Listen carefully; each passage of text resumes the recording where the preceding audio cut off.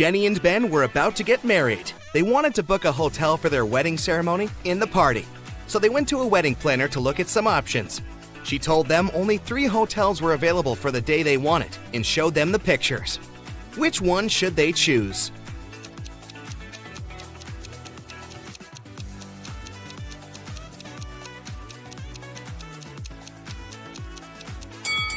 Take a closer look at the 3rd floor windows of the first hotel.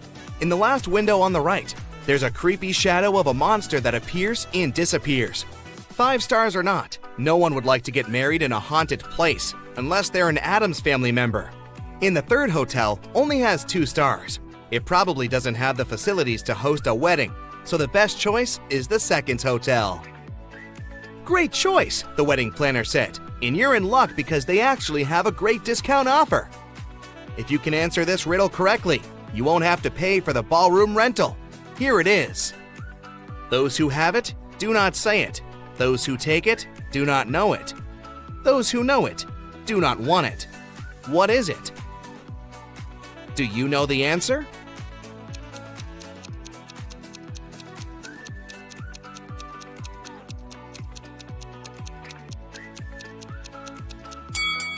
It's fake money. The next day, Ben and Jenny went to the hotel to pick the best ballroom for their party. The hotel manager took them to 3 different rooms where they could host everything, from the ceremony itself to the dinner and after party. Which one should they pick?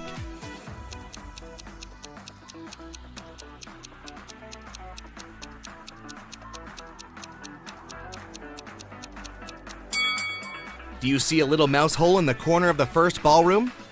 The couple wouldn't want such uninvited guests at their party. As for the 2nd ballroom, the chandelier looks like it might fall down any minute. Not the safest option, so they should pick the 3rd ballroom. It was time for Ben and Jenny to pick the wedding menu. Since they were not paying for the venue, they wanted to spare no expense in serving food that the guests would never forget. That's why they called 3 different Michelin star chefs. Each of them prepared a different dish and presented them for a tasting. Which chef, and therefore which dish, should they go for?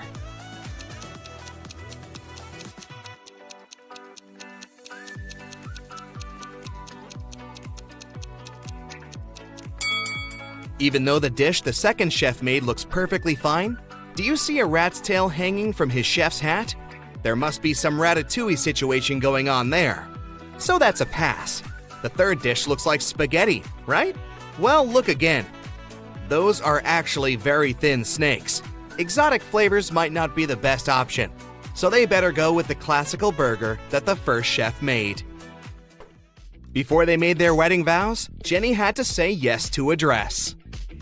So, she went to a couture store to check their wedding gown collection. She explained to the designer the style of the dress she wanted for her ceremony. The designer said he had just the perfect gown for her and would bring it to her if she answered his riddle correctly. He asked, if a gown takes an hour to dry, how many hours will it take 6 dresses to dry?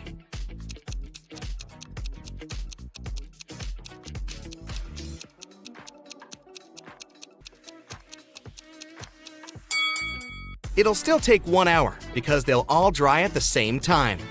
Ben had one last item to buy on his wedding shopping list, and it was what fastens 2 people yet touches only 1. Can you figure out what it is?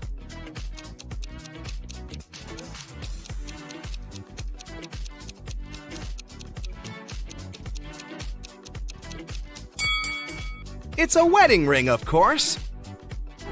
Ben headed to a jewelry store to get something blue for his bride. The store owner showed him 3 different wedding rings with blue gemstones. Which one should he buy?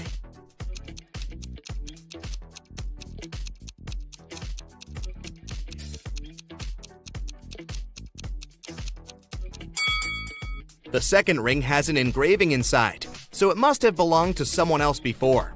The gemstone on the 3rd ring has a tiny crack in it. That can only mean it's made of glass or even plastic. So, Ben should buy the 1st ring with a sapphire. Next, Ben and Jenny were going to send out invitations.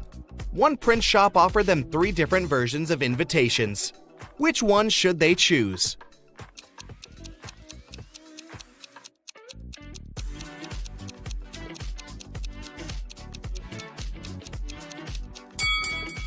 Do you remember the name of the hotel they booked? It was Sunrise Lodge, but the first invitation says Sunset Lodge. So this one won't do. And on the third invitation, their names are printed as Benny and Jen. That's not our couple, so they should choose the second invitation. Before the wedding, 3 of their friends paid them a visit. One of them brought a painting as a wedding gift, but all 3 claimed that they were the artist who had created it. 2 of them must be lying. Can you figure out who the actual artist is?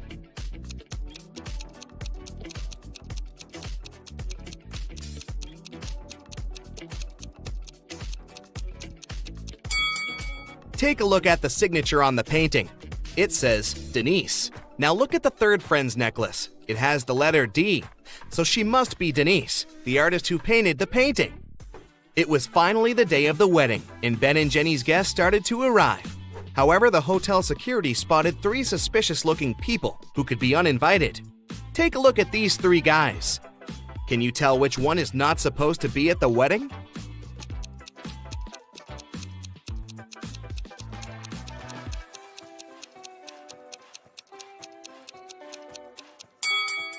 Do you see the hotel wristbands that say Ben and Jenny, that the second and the third guys are wearing? That can only mean they are actually invited. So it's the first guy who's crushing the wedding. Sorry, dude, no free drinks for you. After the vows were exchanged, it was time to party. As Ben and Jenny were dancing, someone spilled their drink on Jenny's dress, but no one saw who it was. Jenny spotted 3 people who could have done it. Take a look at them. Can you tell who ruined her dress?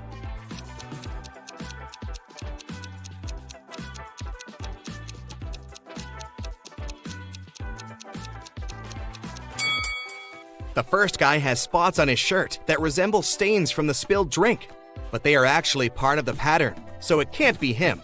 The third lady looks clean, but the hem of the second lady's skirt looks dirty, so it must be her who did it. After the ceremony ended, Ben and Jenny wanted to take a photo to capture the moment forever. But take a look at it. There's something strange about it. Can you spot what it is?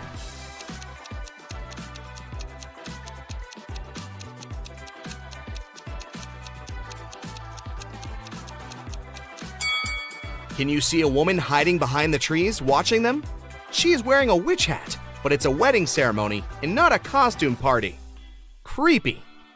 Right before leaving, Jenny suddenly vanished. Then the witch suddenly appeared in front of Ben and said, "You may only kiss the bride if you figure out with whom you really tied the knot. Ha ha!" Then 2 Jennys appeared in front of Ben. Can you tell which one is his real wife?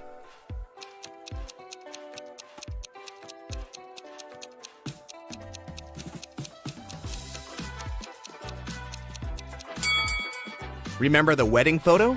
The Jenny on the left is the real one because her tattoo is on the same side as in the photo. Now that Ben and Jenny's wedding was over, phew, it was time for them to pick a honeymoon destination. They went to a travel agency to book a tour. The travel agent offered them 3 different holiday destinations: Ibiza, Cannes, and the Caribbean. Which one should they go to?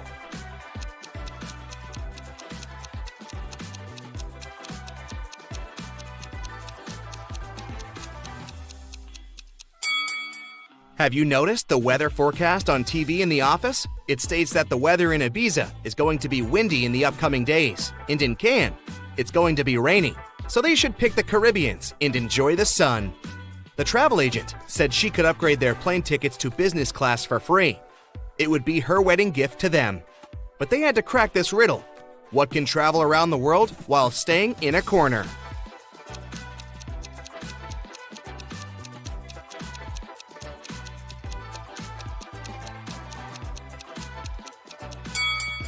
It's a stamp. Jacob comes home from work and finds out that his girlfriend Stella is missing. She never cooks, but she left this weird recipe on the table. Can you figure out where Stella is?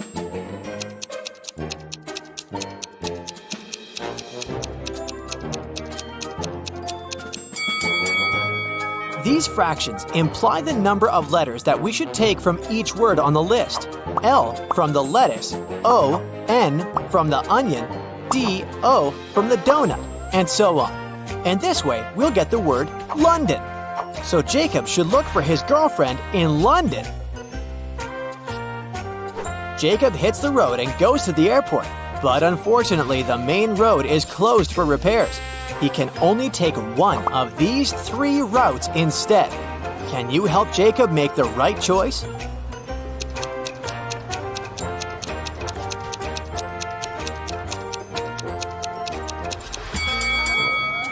Only the 3rd route leads to the final destination. Jacob checks in for a flight, and he still has to check out the local boutiques. There's an imposter among these mannequins. Can you spot him?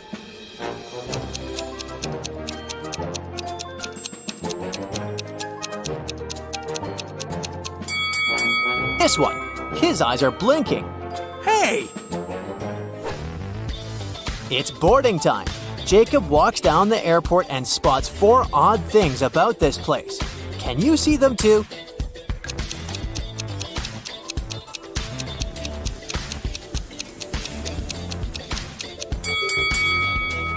One of the planes is parked vertically. This trash bin is moving on its own. The gate numbering has mirrored digits, and the vending machine is selling raw vegetables. Jacob is ready to take his seat. Suddenly, he faces a mysterious stewardess. She offers him a deal. Sir, I have 3 boxes for you. If you pick the right one, the entire first class will be yours. If not, you'll be removed from the flight. Can you figure out which box Jacob should choose?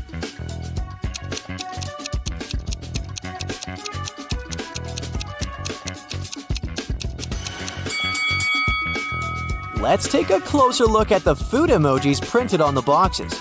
If we write out the first letters of each ingredient, we'll get false, right, and wrong. So Jacob should pick the second box. Jacob lands in London and goes to the city by train. Can you find 3 zombies in this car?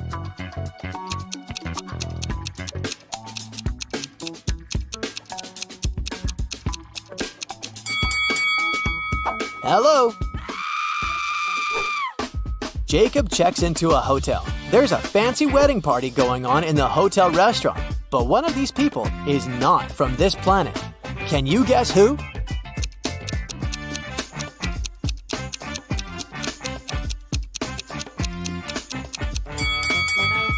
It's the bride. She has 3 hands. Jacob receives an invitation from his girlfriend's kidnapper. Come over and you'll see Stella. Jacob arrives at the meeting point and sees 4 doors.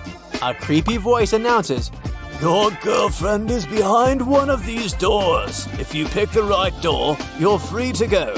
But if you make the wrong choice, you'll be trapped forever." Which door should Jacob choose?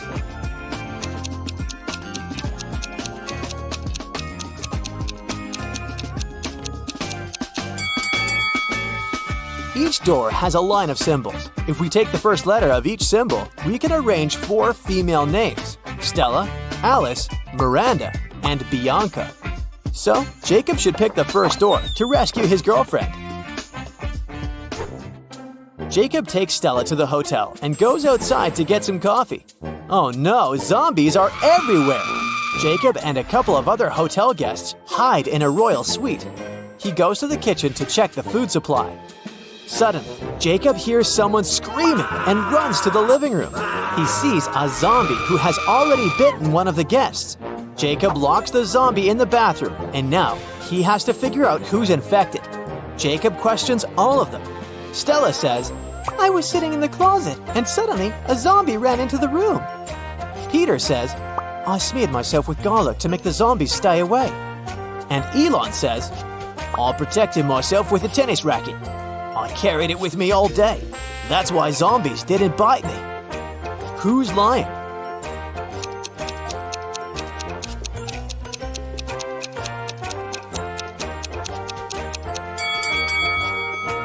Peter, garlic protects from vampires, not zombies. Hey! Jacob and Stella return home safely. After a while, they decide to open a spa hotel outside the city. In the very first days, someone robs them and steals the most expensive beauty products. Jacob looks through the camera footage. he sees a masked person putting things from the storage into a bag and taking them away. Jacob knows for sure that the thief is among his employees, so he questions them. A massage therapist says, Yesterday, I went home early because my husband got sick. I returned in the morning to work. The manager says, I didn't sleep all night because one demanding visitor constantly complained. I was solving his problems. And the nail artist says, I had to wake up last night to do an emergency manicure for my client. She's having an important event early this morning. Can you spot the thief?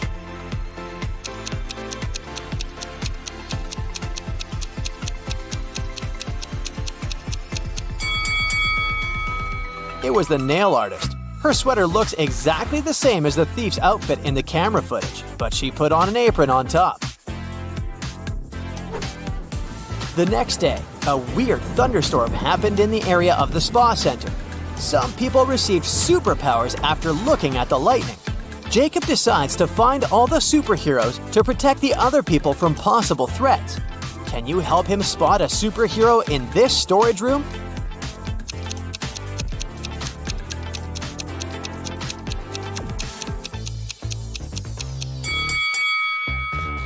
This guy's arm is too long.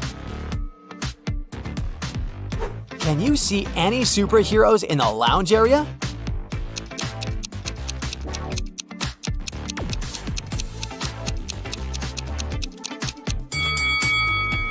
This cleaning lady is flying without any ropes. Jacob decides to visit the local pool. He leaves his clothes and backpack in a locker in the dressing room and goes swimming. After a while, Jacob returns. Oh no, someone broke the lock and stole his clothes. He decides to question 3 guys standing nearby. Elon says, I spent the last 30 minutes on an exercise bike, and now I'm headed to the shower. I didn't notice anything suspicious. Andrew says, I entered the dressing room a second ago. Your locker was already open. And Olaf says, I was washing my hair in the shower after the sauna, and I didn't hear anything at all. Who's lying?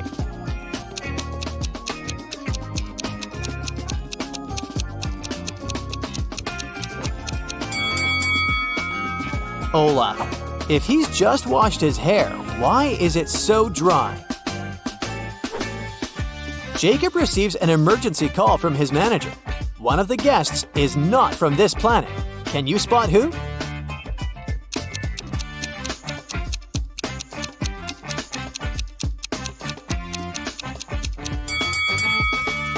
This lady over here. Her skin tone is as green as her facial mask. Another mystery has occurred in the ladies' dressing room. Jessica complains to Jacob that someone has stolen her smartwatch. Jacob finds 3 suspects and questions them. Leah says, I was on the phone with my manager. I receive a 6-0 paycheck every month. Why would I need to steal gadgets? Melissa says, I've spent the last 2 hours in the sauna. I don't know what happened here. And Shannon says, I took a shower and then focused on my makeup. Sorry I didn't pay attention to the other guests. Who's lying?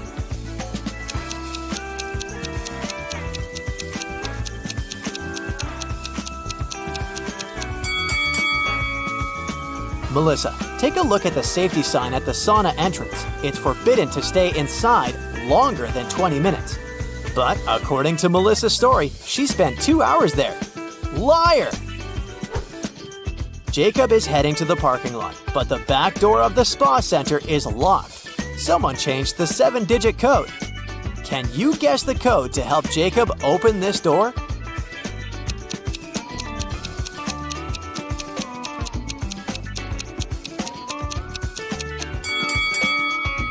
There's a hint on the door. Each color corresponds with a particular number. Yellow implies 5, orange 2, red 6. So the last number of the code is 6. Stella has just purchased a fancy body lotion. She begins to test it, but something goes wrong. Stella is turning into a toad. Fortunately, she manages to call Jacob and tell him everything before it's too late. Jacob rushes to his witch buddy and gets a potion to turn Stella back into a human. But when he comes home, he sees not one, but 7 toads. He has to figure out which one of these toads is Stella. Jacob finds a note, and here's what we know for sure. The correct toad isn't green, but it's next to a green one, and it's not next to the last toad in line.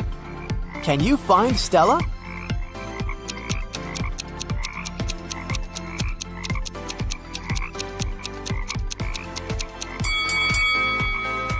First of all, we can exclude all the green toads, and now we have 4 options left.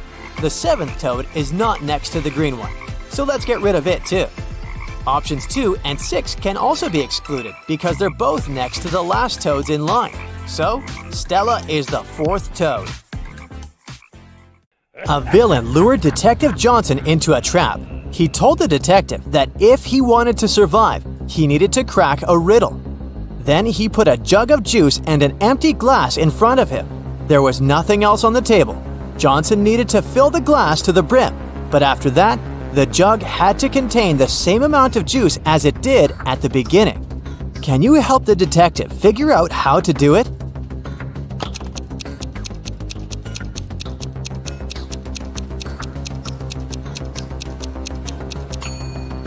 It's very simple. The detective should pour the drink into the glass and then place it inside the jug. An elderly lady was walking in the park when a stranger grabbed her bag and hurried away. The woman told the police the man was wearing a coat, a hat, and glasses. He also had a mustache. The police officers ran in the direction the lady showed them. Some distance away, they found the hat, coat, and glasses lying on the ground. They realized that the criminal could be hiding in the nearby cafe. Look at these 4 men. All of them are cafe visitors. You need to understand who took the bag from the elderly woman.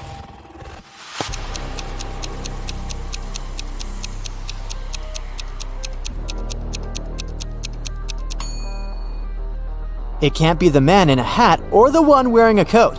The criminal also got rid of his glasses, so it can't be the man in the corner. It means that the man wanted by the police is the one on the right. He has a small wound on his upper lip. He must have gotten rid of his fake mustache in a hurry. Builders were mixing sand, gravel, and cement for the foundation of a house. Suddenly, one of the workers noticed a small bird hopping along the top of the foundation wall. At one point, the bird misjudged the distance and fell down one of the holes between the blocks. No one could reach it since the bird was too far down. The hole was also too small for it to fly out of. Someone suggested using 2 sticks to try to pull the bird out, but this idea was rejected because it could easily injure the fragile bird. What would be the easiest way to get the bird out of the hole without hurting it?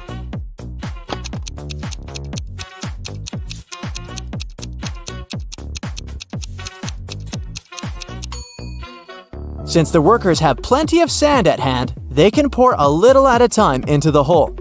The bird would constantly keep shifting its position and get closer to the surface along with the rising sand.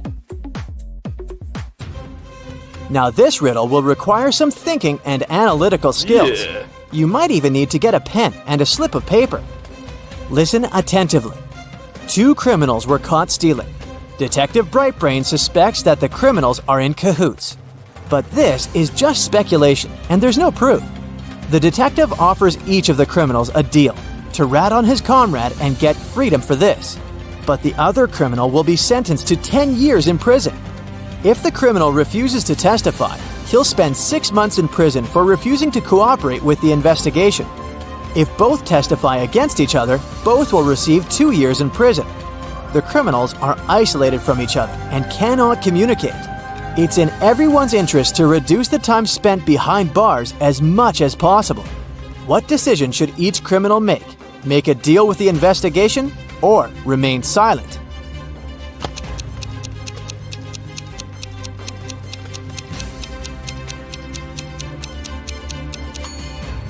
Since they can't communicate with each other, the criminals have 4 possibilities. A is silent and B is silent. Equals each gets 6 months in prison. A is silent and B testifies. B is released and A is sentenced to 10 years. A testifies and B is silent equals A is released and B is sentenced to 10 years. A testifies and B testifies equals both get imprisoned for 2 years. If the suspects are not allowed to communicate, then they do not know what the other will choose. In this situation, if A remains silent, then, depending on B's decision, he will be sentenced to 10 years or 6 months. If A testifies against B, A will receive 2 years in prison or will be released. So it will be more profitable for each of the suspects to testify against each other so as not to be sentenced to 10 years. But if A and B had the opportunity to communicate, then of course, the best solution for each of them would be to refuse to make a deal with the investigation and get only 6 months in prison. On the first day of school, someone pierced the wheels of the principal's car. When a detective arrived, she immediately suspected that the culprit was not one of the students, but an adult, since all the children were in the classroom. So, she questioned 4 teachers, asking each of them what they had been doing at 8 a.m. Mr. Walter said that he'd been on his way to school, running late. Mrs. Thomas answered that she had been checking her students' exam papers. Mr. Benjamin said that he'd been reading a newspaper. And Mrs. Calvin explained that she had been in her office with her husband, who had come to visit her. The detective immediately realized who had punctured the tires on the principal's car. Who was it?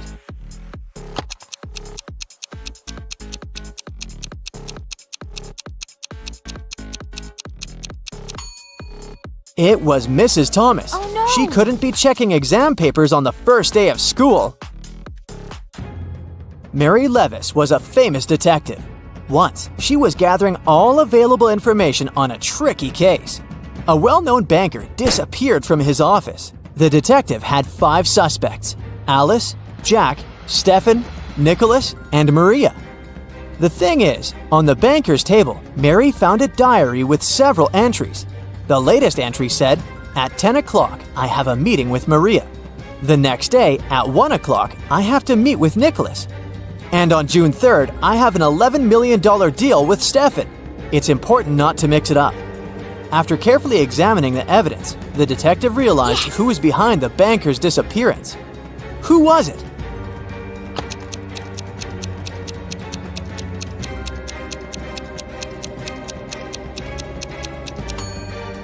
It was Jack. All the numbers in the last entry, 10, 1, 3, and 11, are the order of the letters in the alphabet. By matching the numbers with letters, you can get the name.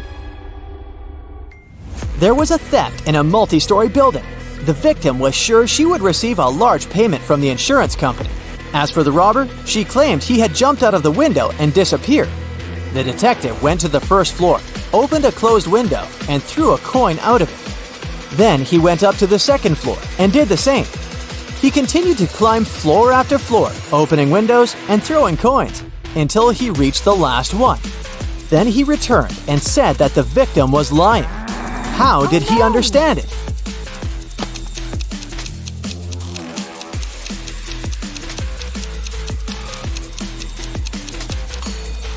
The detective had to open every window on every floor. If the robber had jumped out on his own, he wouldn't have been able to close the window behind him. He had an accomplice, and most likely, it was the victim who wanted a payout from the insurance company. Jake and his friend Jonathan liked challenging each other. One would suggest something they could do, and the other would prove it wrong somehow. One day, Jake surprised Jonathan by stating, "I can answer any question in the world." Jonathan was sure that he could win the challenge, so he accepted the task of proving it wrong. He wrote up a test full of super hard questions. After a while, Jake returned the test. Jonathan lost the challenge. He had to admit that Jake could indeed answer any question. How did Jake win?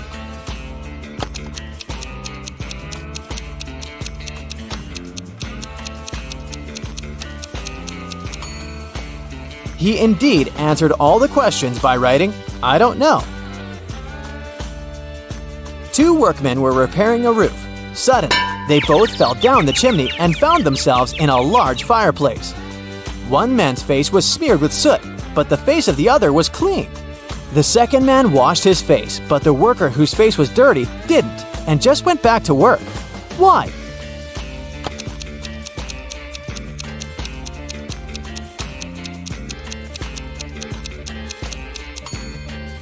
When the two men looked at each other, the one with the clean face thought his face was dirty as well. The other man, though, looked at his companion and thought that his face was clean.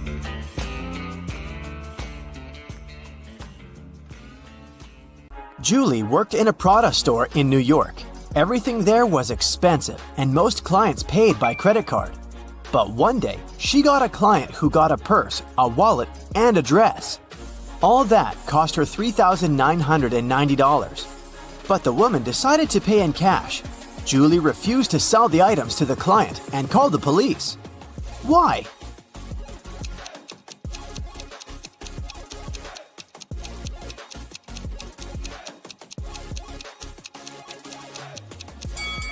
Tried to use to pay.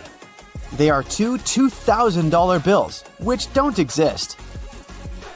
The police of Atlanta were notified that a prisoner had escaped from Chicago and taken the plane to Atlanta. Of course, an officer was sent to the airport to find the prisoner and capture them. The police officer spotted 3 people who looked similar to the criminal. Take a look at the passengers. Which one should be arrested?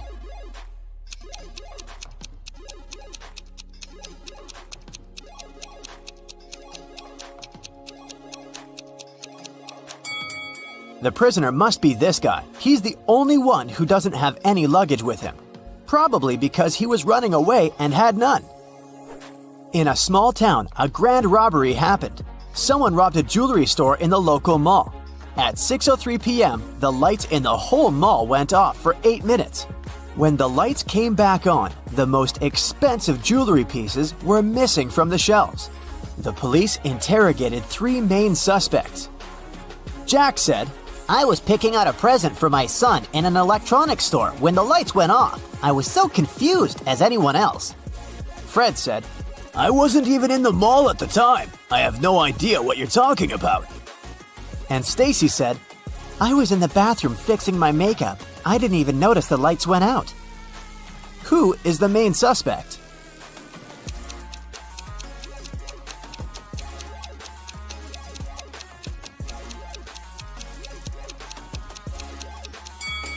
It's Stacy. She said that she hadn't noticed that the light had gone out, but they went off everywhere, including the bathrooms. She would have noticed it, so she's lying. Ava has always wanted to get a cat, but her mom wouldn't allow her to have a pet. So, when one day she found a kitten on the street, she brought it home, but kept it a secret. She succeeded for 2 weeks, but one morning she went down to the kitchen. Have you been hiding a cat in your room? Her mother asked. How did she figure it out?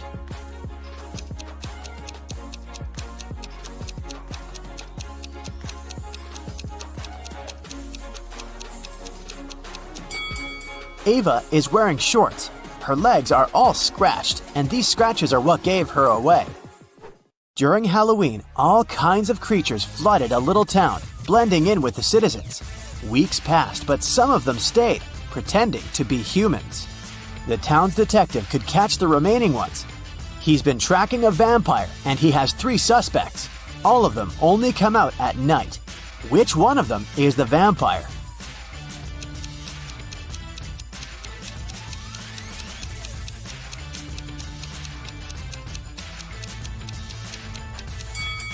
This guy is pale, but it doesn't necessarily mean that he's a vampire. This guy is wearing a silver chain, so he can't be one. But this guy doesn't have a reflection. This is definitely not a human. Ned works in a club, and his job is to check people's ID cards and not let inside any suspicious people or people below the age of 21. Take a look at these 3 ID cards and figure out who isn't supposed to enter the club. Okay, here's the first guest for you. What can you say about this man?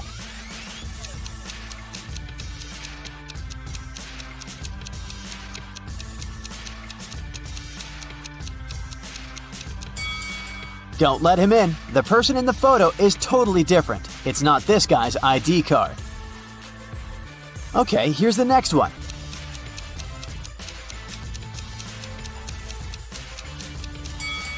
She seems fine. Let her in. Okay, the next one.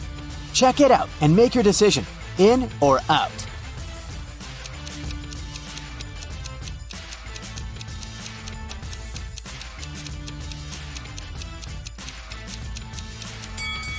Las Vegas is written with a W. It's a typo, which is unacceptable for official documents. This ID must be fake. Here's the next guest for you to examine. What's your verdict? Will you let her in?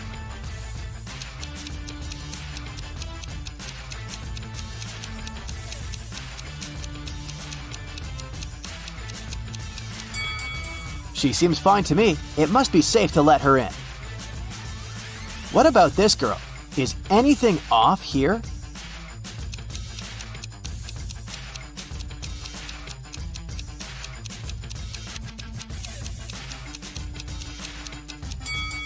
She seems fine to me too.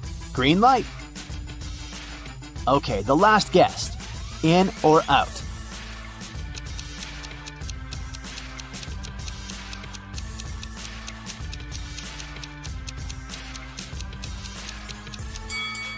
Look, the woman in the photo has a brown right eye and a green left eye. The real woman has a brown left eye and a green right eye. This is too suspicious. I wouldn't let her in. Amelia is a huge modern art enthusiast, and she wants to take her siblings to a new exhibition. A ticket for one person costs $18. A ticket for two costs $30. And a ticket for three costs $45. If she wants to pay as little as possible, should she invite her two siblings at once or go with each of them separately?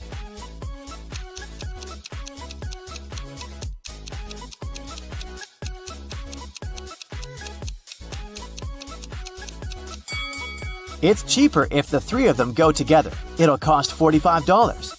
If Amelia went with each of them separately, she would have to pay $30 twice, so she'd pay $60 in total. Ellery has a sweet tooth, and every Friday she goes candy shopping for the week. Tonight, she bought chocolate bars, jelly beans, and gummy bears. She has all chocolate bars but 2, all packs of jelly beans but 4, and all packs of gummy bears but 4. How many pieces of each type of sweets did she buy?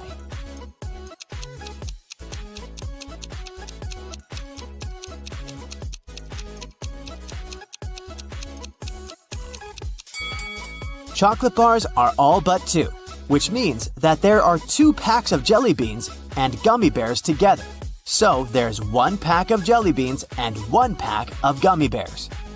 Chocolate and gummy bears are 4 together, so there are 3 chocolate bars. Ailu is a fairy living in her magical forest. Every day, she takes the same route for a morning flight to the lake. One Friday, she was flying to the lake when she met some other creatures moving towards her. There were 2 elves, 3 fairies, and a gnome. How many creatures were going to the lake that Friday morning?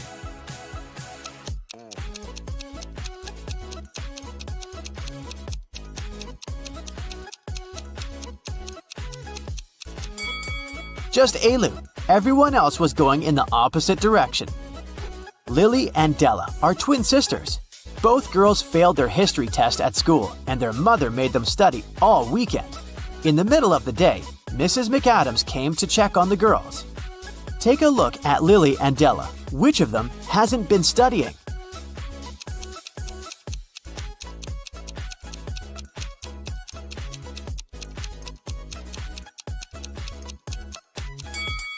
Della, the book she's reading isn't a history book, it's physics. She must have grabbed the closest book as soon as she heard her mother's footsteps.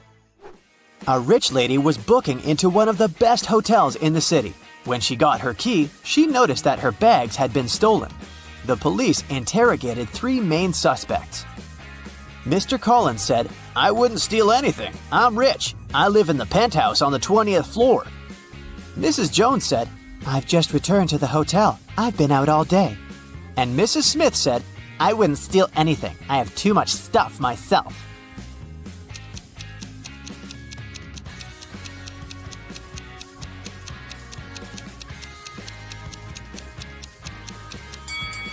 Mr. Collins seems shady. He can't live on the 20th floor because there are only 18 floors in the hotel. Amber participated in a game show and she won. She got 3 exclusive gifts: a Givenchy purse, Armani sunglasses, and a Porsche. But here's a catch. She is to pick her presents herself by choosing between the original and a replica. You need to help her pick the correct prize. Here are 2 Givenchy purses. One of them is the original and the other is a replica. Which one should Amber choose?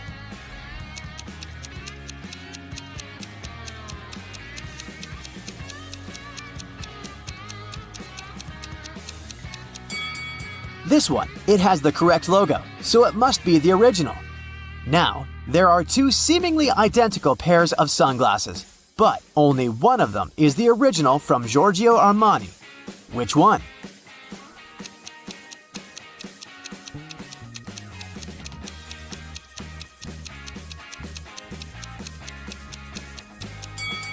This one, with the correct logo.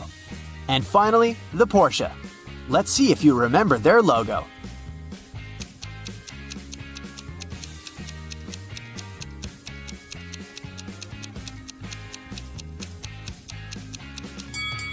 Yes, this is the one. Great job. Amy's elder sister Vicky gave her this shopping list and asked her to get some groceries. Amy took the list without even looking at it, but when she arrived at the supermarket, she realized that her sister had pranked her. Vicky has encoded the names of the products she needed. Can you help Amy figure out what she's supposed to buy?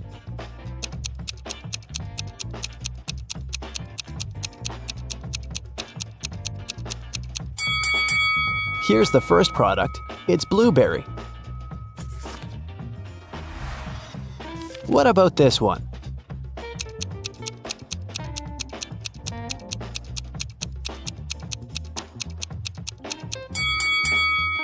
Watermelon. Can you recognize this food?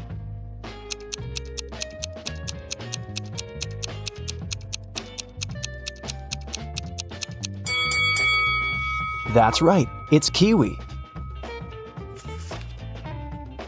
Here's the next rebus. Can you crack this code?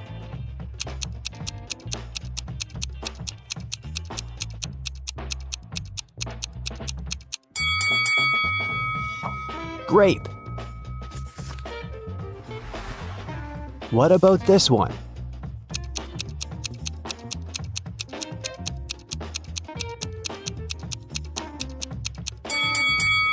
Pineapple. Great job. Next riddle. Any ideas?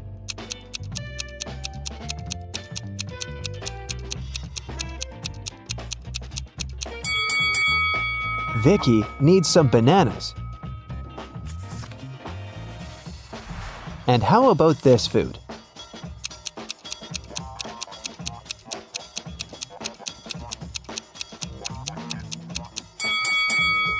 That's right, Amy should buy some oranges. And here's the final product. Can you figure out what it is?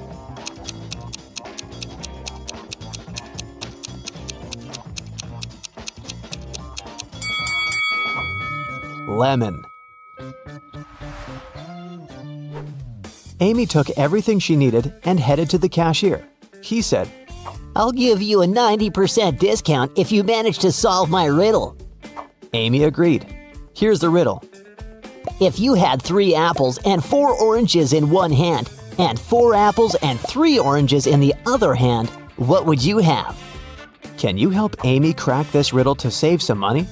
Try to think outside the box.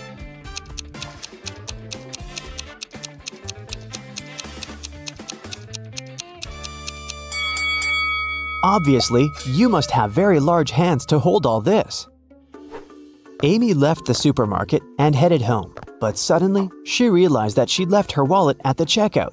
She ran back to the supermarket, but the wallet was nowhere to be found. Amy questioned 3 people standing nearby. Bob, the cashier, said, "Sorry, I didn't see your wallet. I had the other customers." One of the customers, Kim, said, "I think I saw the cleaner take your wallet from the checkout after you'd left."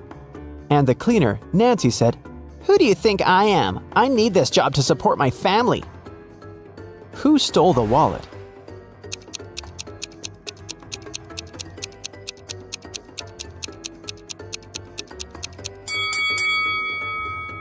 It was Kim.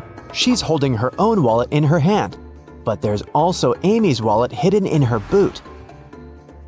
Amy didn't want to waste her time, so she told Kim, "I won't call the police if you give me back my wallet and crack my riddle." Kim agreed. Here's the riddle. Can you name 4 days which start with the letter T? It was Kim's lucky day because she managed to solve this riddle. What was her reply?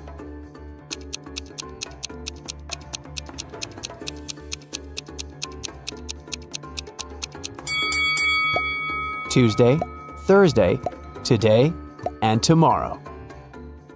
Amy, Vicky, and their boyfriends Josh and Greg went hiking and got lost. They wandered around the forest for a few hours and found this sign. There were 3 paths through the forest. The first one would take them to a toxic swamp. No one has ever returned from that swamp alive. Hungry tigers were blocking the second road, and to use the third path, the guys had to cross an ice-cold mountain river. Which way is the safest?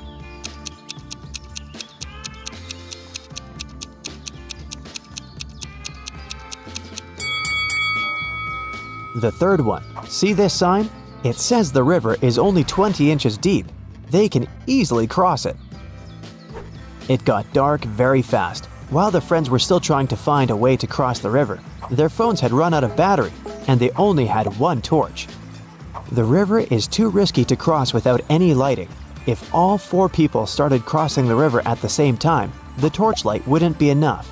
Plus, each person would be crossing the river at a different speed. Amy would need only 1 minute. Vicky would do it in 2 minutes. Josh would need 7 minutes, and Greg, 10 minutes. What's the shortest time needed for all friends to cross the river?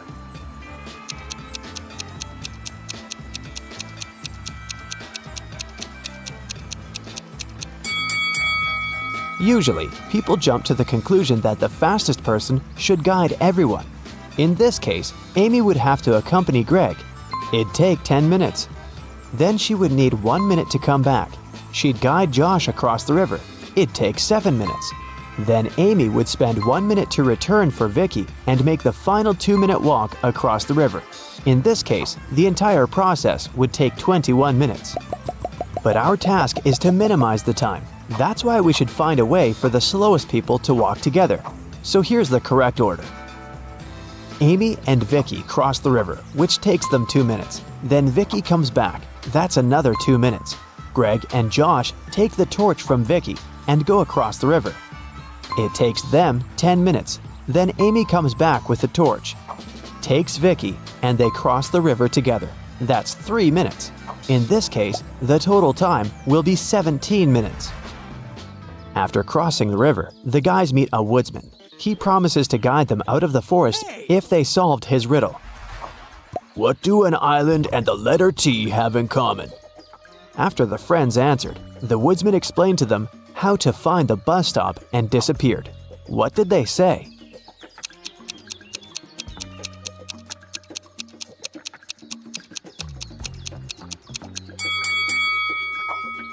The letter T and the island are both in the middle of the water.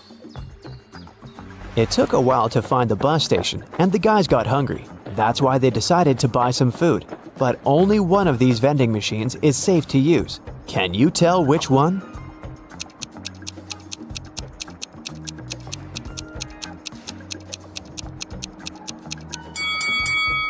Someone scribbled "cash eater" on this vending machine, so it's probably not working. Cockroaches are crawling all over the food inside this machine. The guys should use the second vending machine. When the bus arrived, the guys realized that they didn't have enough cash to buy the tickets, but the driver was very generous. He said, "I'm gonna give you a free ride if you crack my riddle. It's very simple. Why is 6 afraid of 7? Amy solved this riddle right away. What about you?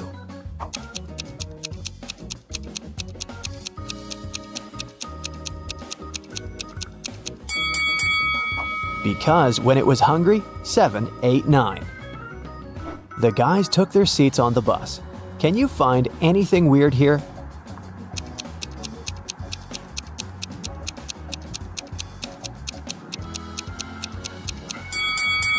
This elderly lady is transparent. She's a ghost. When Amy and Vicky returned home, they discovered that someone had robbed their house. The girls called the police. Detectives questioned 3 neighbors. Mary said, "Last week, my husband Rick and I were sunbathing in the Maldives. Rick got sunburned and we had to go back home earlier. We've just come from the airport." Love said, "I think I saw a suspicious guy in a hoodie near your house a few hours ago." Joanna said, "My boyfriend and I celebrated our anniversary in a restaurant. We've just returned home." Who's lying?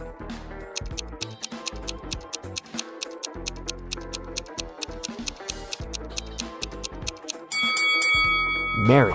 She said that Rick had gotten sunburned, but now he looks perfectly fine, and he doesn't look tanned either. Amy decided to get a new job to save some money for college. She sent her resume to the local bank and received an invitation for a job interview. The HR manager offered her a riddle to challenge her logical thinking. Imagine you have an unlimited number of coins in your wallet. What's the minimum number of coins you'll need to make sure that each of these coins will touch exactly 3 others? Can you help Amy get the job?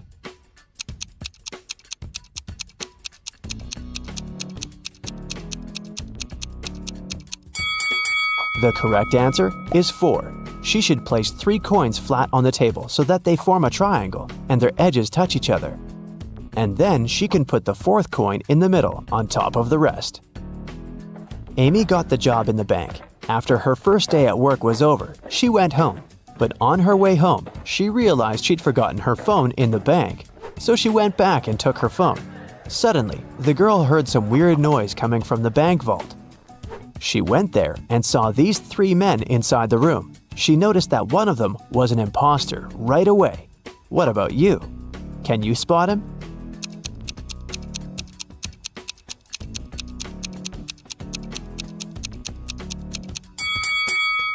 The 3rd guy doesn't belong here. Look, he's wearing a police badge. He must be working undercover.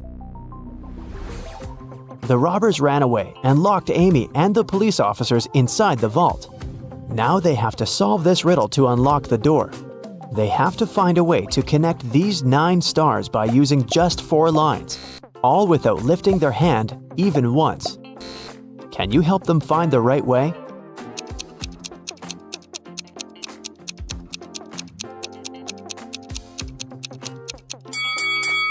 Such a task requires creativity, and this shape meets all requirements. But maybe you came up with something better. Amy bought flowers for her sister's birthday.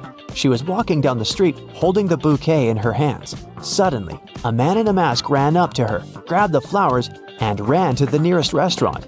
Amy started crying. A patrol car stopped next to her. Amy told the police officer what had happened. They went to the restaurant together to find the criminal. There were 4 men with very similar bouquets. Can you tell who robbed Amy?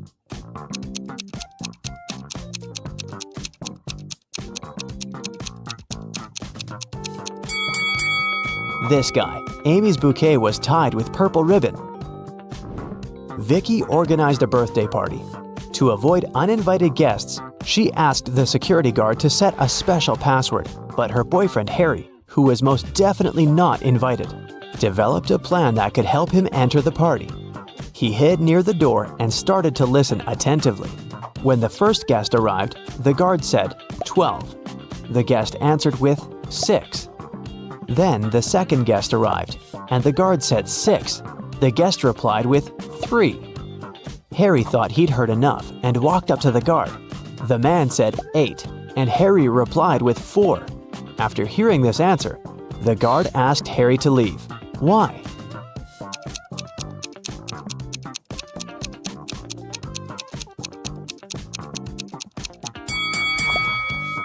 Because the password is not half the number. It's the number of letters in the word.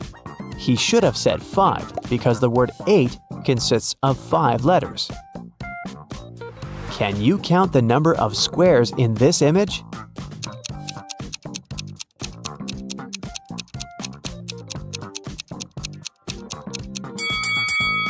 The correct answer is 40.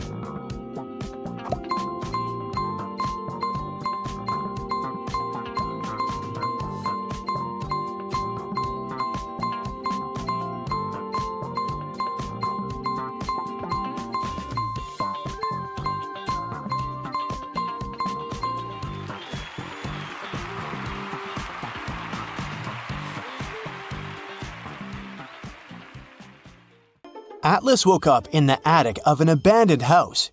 He tried to find a way out of the house, but all he could find was a room with 3 doors. Each door hid a different danger. The windows and floor of the room behind the first door were made entirely of the magnifying glass, which meant that sunlight burned anyone who entered.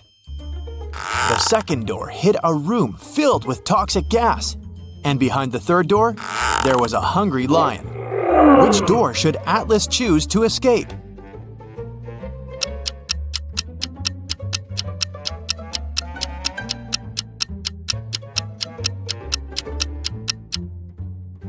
He should wait for the night to fall and walk through the first door. Sarah accidentally pulled a lever in a science lab and set free a group of mutant zombies. There were 4 people inside, and they needed to escape before the zombies caught up with them. They had 17 minutes to cross the bridge. Sarah was the fastest one. She could cross it in 1 minute. Lab assistant Dawn could get to the other side in 2 minutes. But the janitor and the professor needed 5 and 10 minutes to cross the bridge. How can they get to the other side if the bridge can only hold 2 people at a time? And each group needs to carry the only lantern they have to illuminate the way.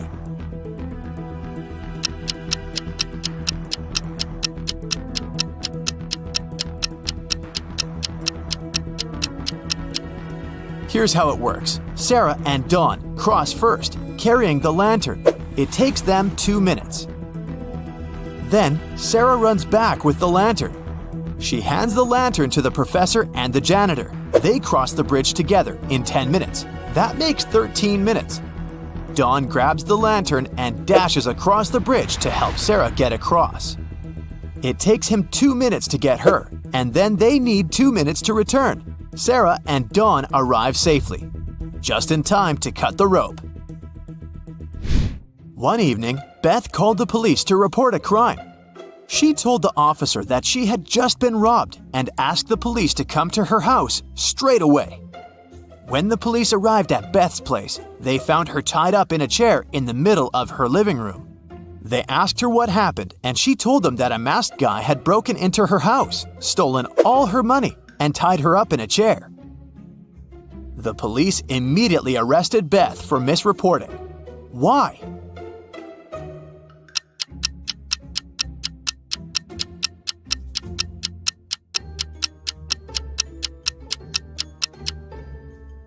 Because if she had been tied up, she wouldn't have been able to call the police. She most likely made the whole thing up. Sydney told her mom that her gymnastics team would go to a sports camp for the weekend. She asked her mom to help her pack a bag for her trip. Her mother packed everything she thought her daughter would need. When Sydney came back, she told her mother all about the trip. But at one point during the conversation, she asked why her mom hadn't packed a toothbrush. The mother immediately knew Sydney was lying about where she had really been on that weekend. How did she figure it out?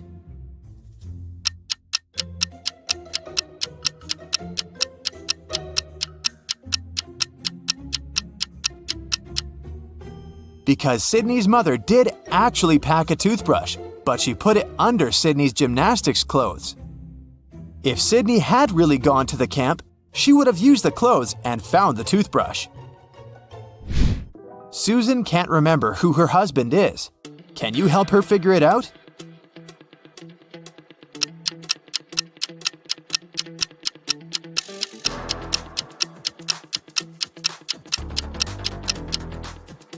Well, it must be the guy on the left. Look, they're wearing matching rings.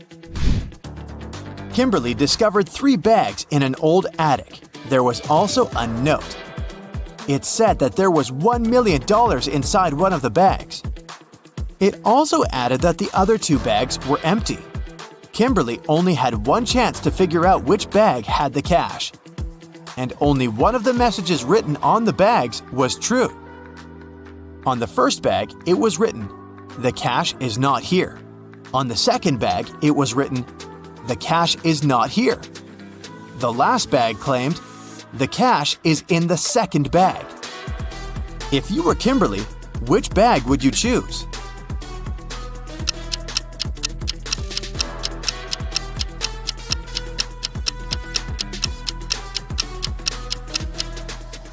You should choose the first bag.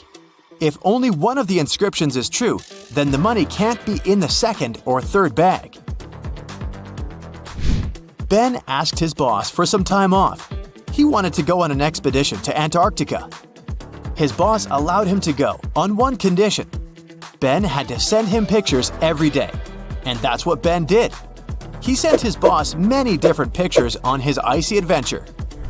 On Ben's first day back at work, his boss fired him, saying Ben had lied to him and he had never been to Antarctica.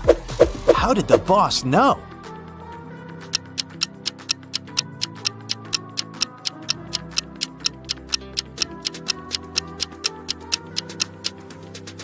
Take a closer look at these pictures.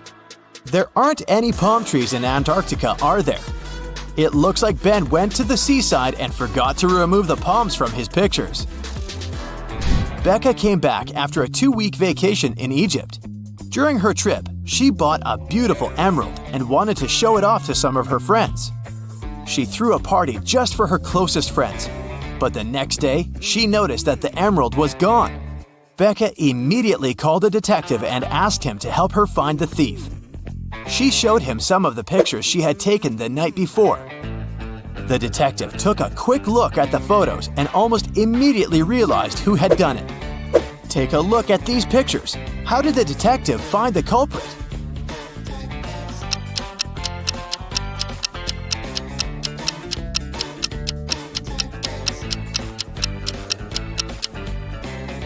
Look at the girl wearing a hat.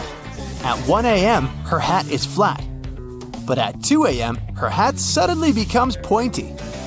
Weirdly imitating the shape of the emerald, she must be the thief. On a rainy evening, Dylan is driving home. He passes by a bus stop. 3 people standing there ask him for a ride. Dylan has only one seat in his car to offer, but he really wants to help all these people. It's an elderly lady that seems to be freezing, a doctor who claims that he needs to get to the hospital for an urgent appointment. And there's also the woman Dylan has a crush on. What should Dylan do to help everyone?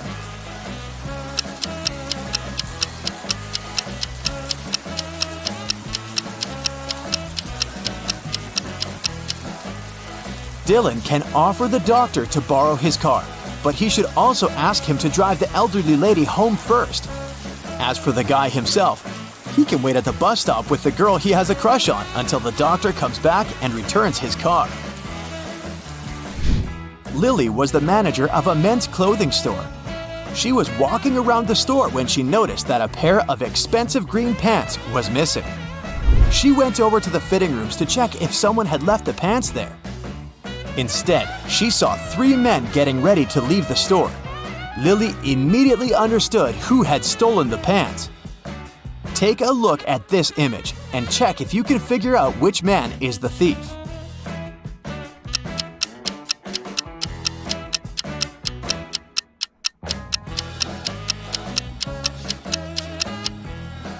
It's the man on the right.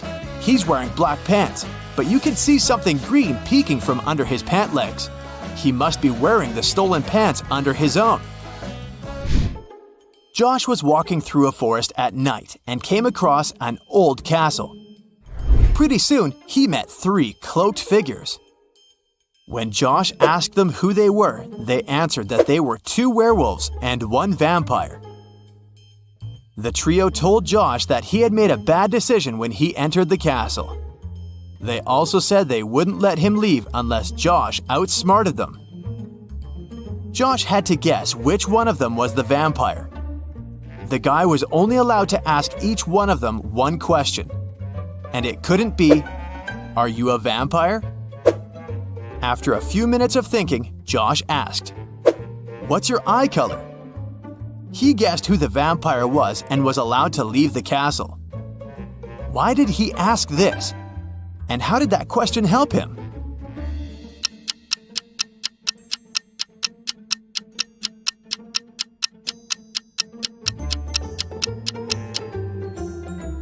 Vampires don't reflect in mirrors and don't appear in photos, so the vampire probably wouldn't know what color their eyes are.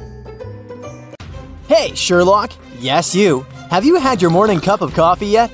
Then put on your detective hat. It's time to work. Yeah. In 2 years, this dog is going to be twice as old as it was 5 years ago. How old is the dog at the moment?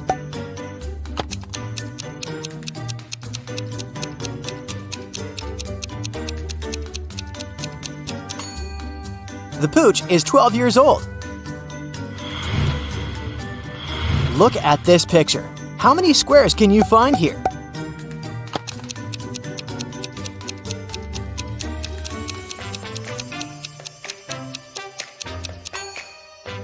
There are 11 squares in this picture. Kudos if you found all of them. Mia is 3 times older than Anna. 3 years ago, Anna was a year younger than Amelia is now. Olivia is twice as old as Anna. Put the girls in order of their age.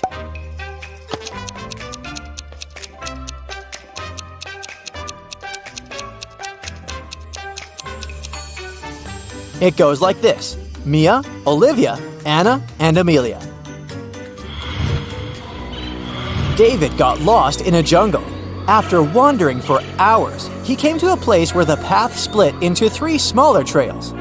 The first one led to an active volcano with red-hot lava bubbling in its crater. If David chose the second path, he would get to a clearing swarming with venomous bats.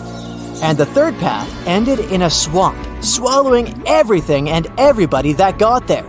Where should he go?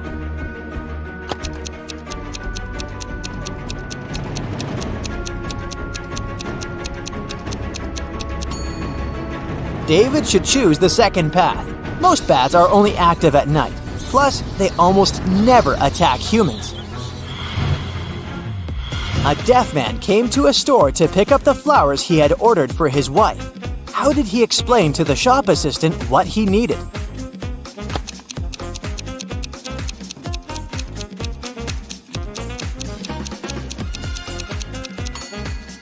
He just said so. He was deaf, not mute. Here's a joke to lighten the mood. Don't take it too seriously. Why do elephants have wrinkles?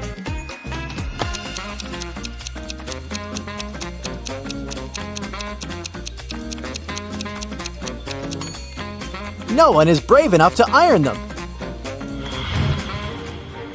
Now, let's check how attentive you are. Your task is to figure out which vampire is the real one.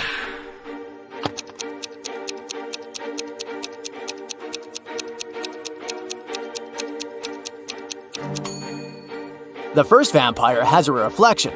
The second one doesn't have fangs. Only the third one is the real vampire. How about these mummies? Which one is real?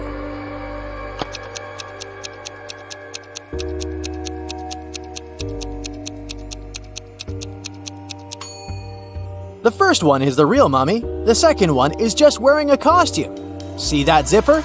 And the third mummy has blue eyes. Now, you need to guess which of them is the ghost bride.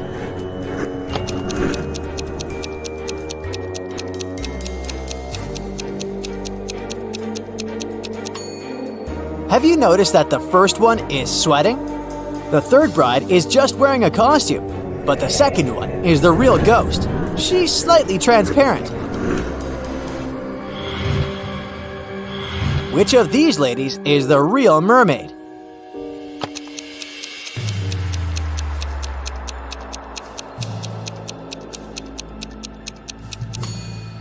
The first one is the real mermaid, the second girl has a zipper on the tail, and the third one is hiding a snorkeling mask behind her back.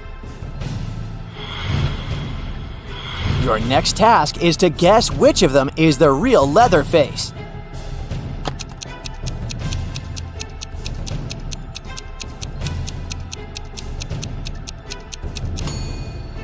The first one has a saw with a label from a toy store. The second one has a can of red spray paint in his apron pocket. But the third one seems to be real. Which of these creatures is the real zombie?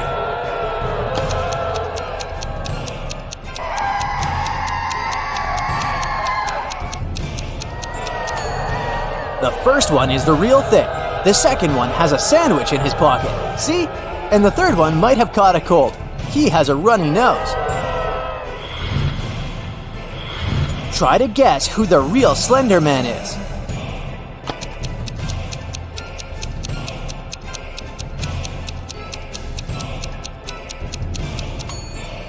The first one has a very realistic mask on his face, but we can still see a gap between the mask and his body.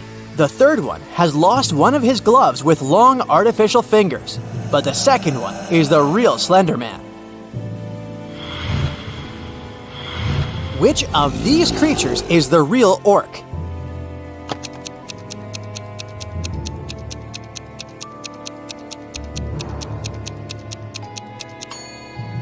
The first one is the real orc, the second one doesn't have fangs, and the third one has a different skin tone on his face and body, so he must be wearing a mask.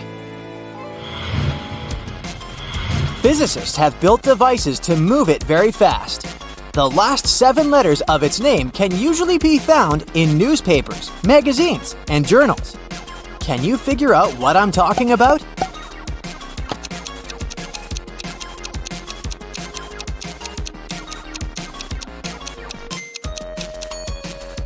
A particle. There are 3 playing cards in a row. You've got the following clues. There is a 2 to the right of a king. A diamond can be found to the left of a spade. An ace is to the left of a heart. A heart is to the left of a spade. Now, try to identify all 3 cards.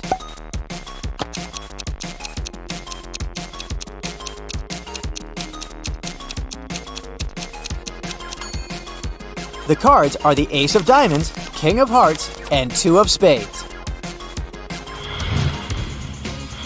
Lewis and his friend Mark were playing basketball. Suddenly, the ball landed in the garden of Lewis's neighbor, a very unfriendly gentleman. An even more unfriendly dog was guarding that garden. Luckily, it was tied to a tree, but the ball fell too close to that tree. If the dog spotted Lewis, it would follow the guy's every step. And if the guy came close enough, he would get bitten. How can Lewis get his ball back without getting hurt in the process?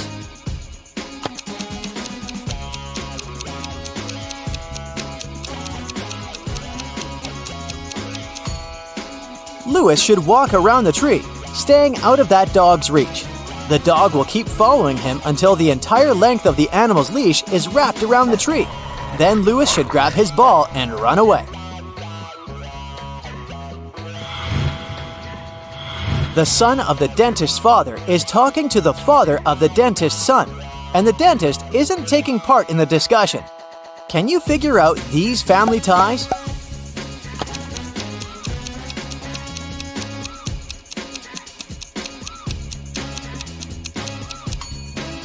The dentist is a woman, and the people who are talking are her husband and her brother. Ice will melt if you heat it, but if you heat me, I'll become solid. What am I?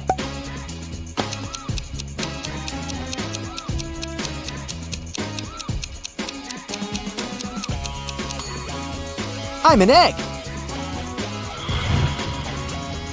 You buy this thing to eat, but you never eat it. What is it?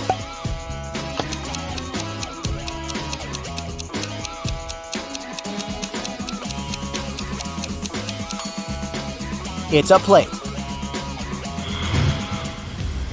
James left a folder with important documents on the table in his home office and went to a business meeting.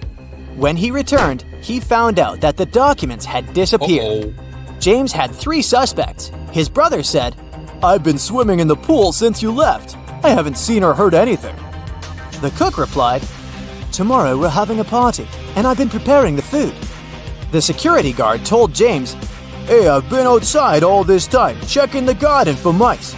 Who knows where the documents are?"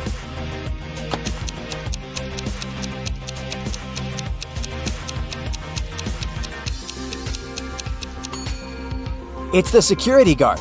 I bet his job description doesn't include pest control. Maria won the lottery and returned home with a large sum of money, but her sister called her and asked for help, so the girl had to rush out. Before leaving, she put the money under the carpet in her bedroom. When she came back, the money wasn't there. There were 3 people in her apartment while she was away. An electrician came to fix her AC. A neighbor visited to pick up some books, and Maria's housekeeper was cleaning the apartment. Who took the money?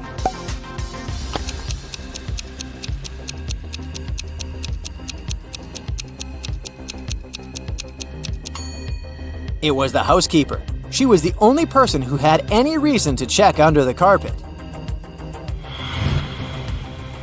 You're trapped in a huge deserted mansion, far away from civilization.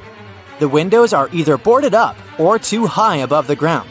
The only tree that grows close enough to touch is too thin to hold you.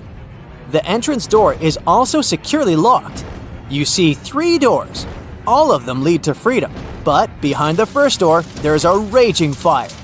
The second door hides hundreds of venomous scorpions, and behind the third door, there's a dark maze filled with different traps. What should you do?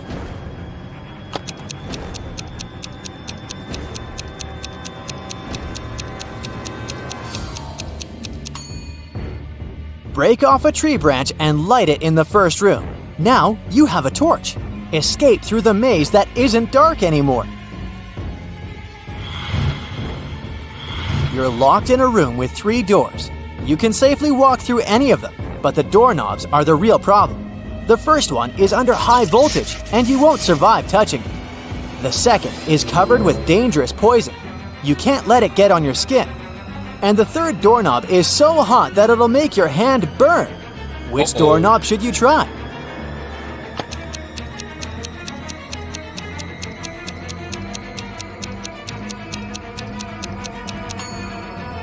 The second one. You can take off any piece of clothing and use it to open the door. This way, you won't have to touch the doorknob with your hand.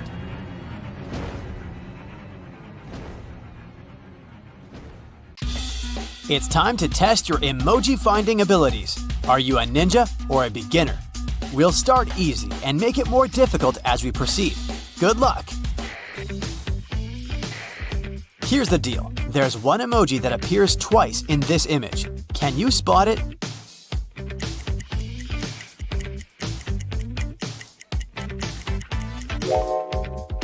Looks like it's surfing time, huh? I almost couldn't spot this surfing lady. Okay, this test is supposed to check your ability to spot similar colors.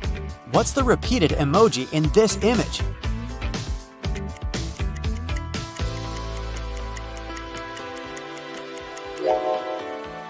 You got it. To smile or not to smile, can you spot which emoji appears twice here?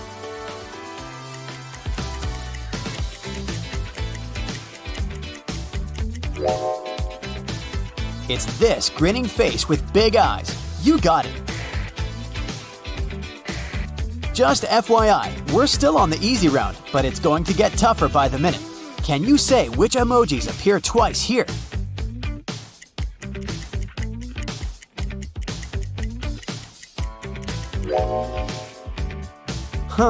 You got it, right? It's the robot emoji. You know what they say, get your head out of the clouds. Can you spot the same 2 emojis here?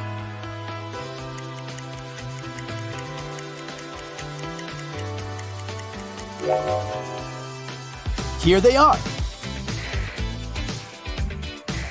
Which of the cat emojis are the same here?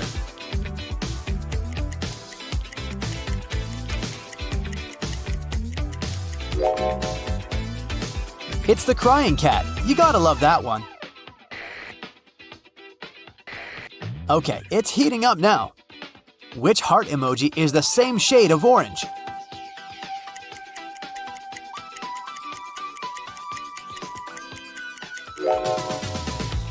Phew, that was close, but I knew you'd guess it right. Welcome to Level 2. If you've gotten this far, this means you have an eye for detail. But can you spot which two cyclists are the same?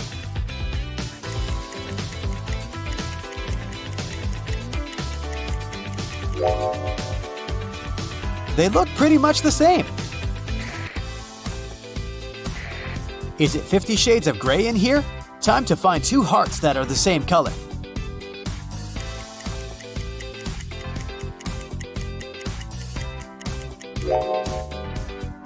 Wow, this level is hard. Have you got it right?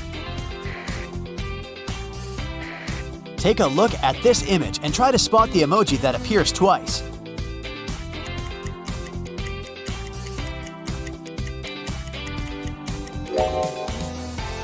Wow, I almost didn't see that second speech balloon. Can you spot the repeated hand gesture here?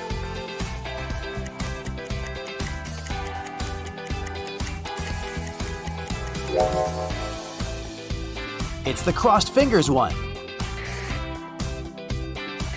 Hey you, don't give up. This is just starting to get good. Take a look at this scene. Which emoji appears twice?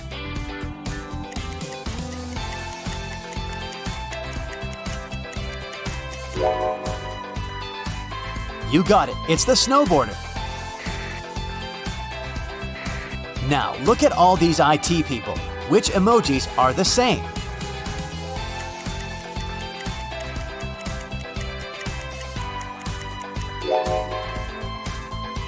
It's the man behind the gray laptop. Time to change levels. This is about to get really hard now. Pay close attention. Can you spot the odd emoji?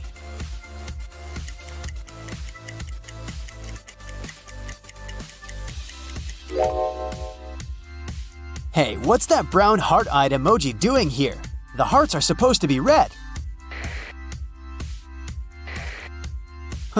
Ice cream, or should I say gelato. Try to find the odd one here.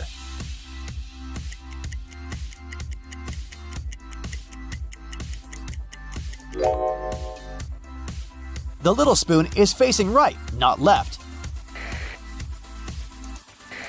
Find the odd one here, will ya?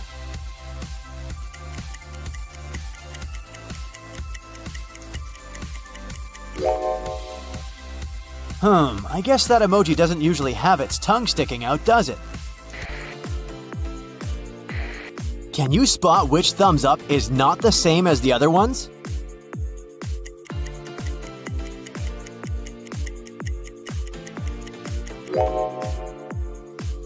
Well, they're all facing right, but there's a little one facing left. Okay, this one is really tricky. I dare you to find the odd one here.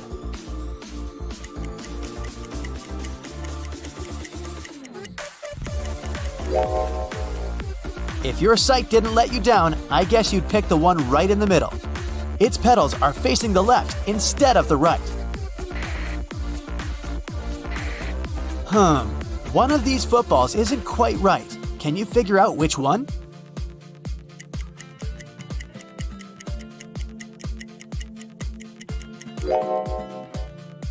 Yeah, the pattern is different.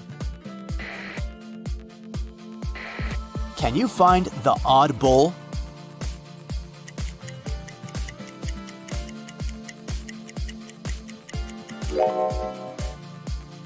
They do kind of look the same, but the shading on that one is just a tad different. Are you acing this quiz? We're switching levels, so buckle up. Only emoji experts will be thriving from now on. Guess movie titles based on these emojis.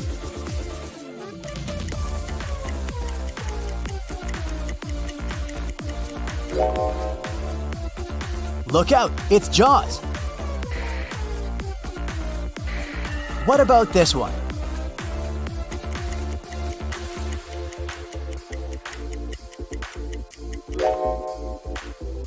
Who you gonna call? Ghostbusters, of course.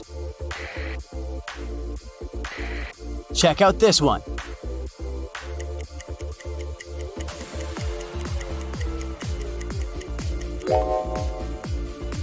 Of course, it's Thor. What about this one?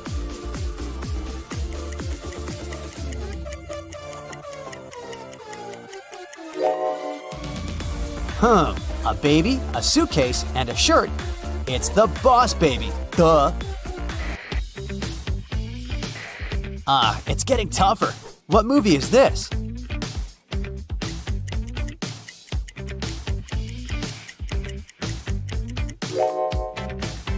It's Mary Poppins, and hey, I suddenly feel like singing.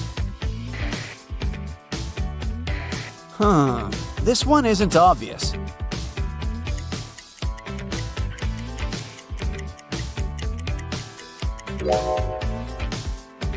It's Moneyball. There are too many emojis in this one. What do you think it is?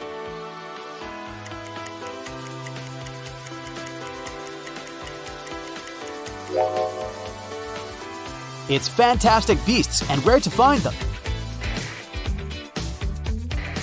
How about this one?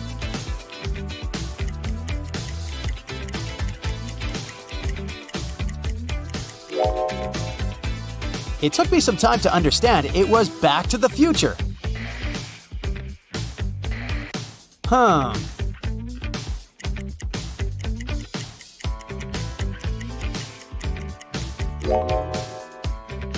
Surely you recognized Twilight.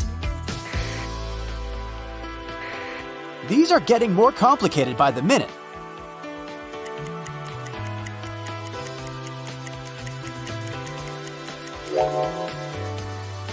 It's Million Dollar Baby. Two monkeys. What movie could this be?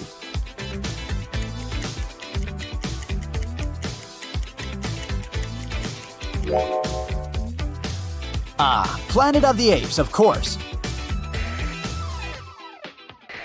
How about this one?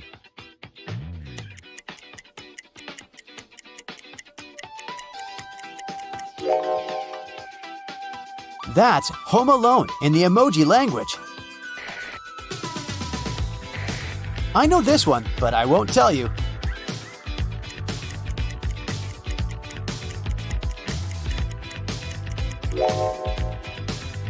It's Finding Nemo.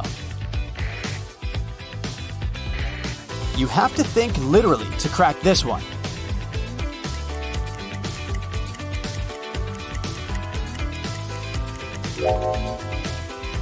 It's A Beautiful Mind.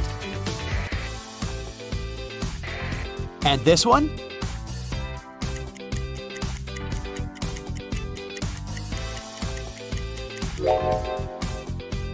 I know, the flag instantly gave it away. It's the Pirates of the Caribbean. Dumplings. What movie could this be?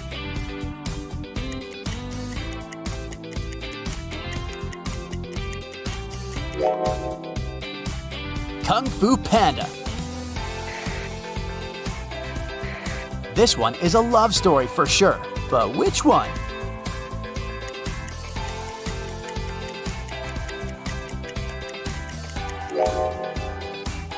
The Notebook.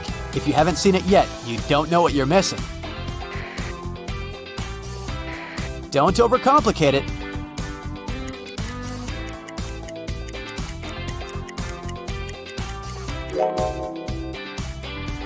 The Sound of Music, of course.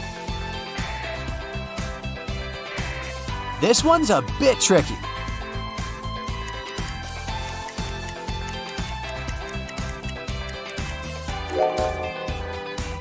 Oh, it's the Chronicles of Narnia.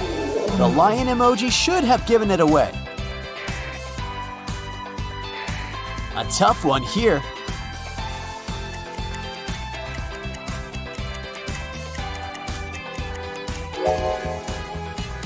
But if you're a fan of musicals, you must have got it right. It's Mamma Mia! What could these two palm trees and a book stand for?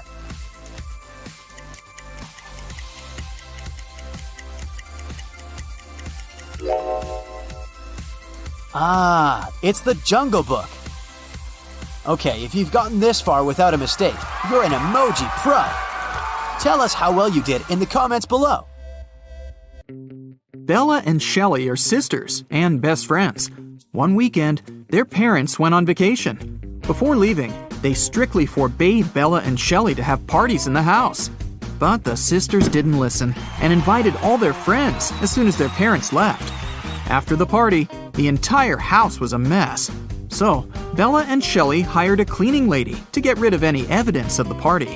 When their parents arrived home, their mother, Jessica, began to yell, "I told you, no parties in this house!" How did she know?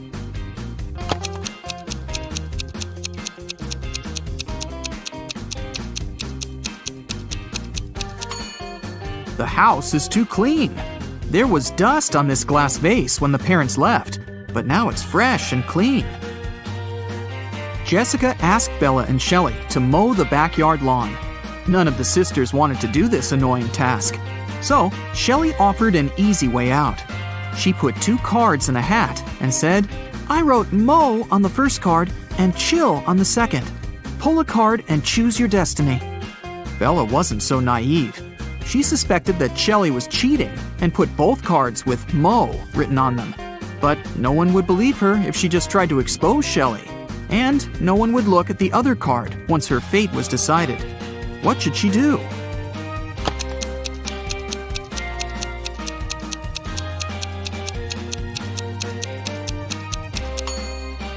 When asked to draw a card, Bella should pick any and destroy the paper without looking at it. In this case, to decide her fate, they'll have to look at the other card, which also says mow. And this will mean that Shelley should mow the lawn. Over a cup of tea, Bella bet Shelley $10 that she could convert her $50 into $100. Do you think Shelley should accept the bet?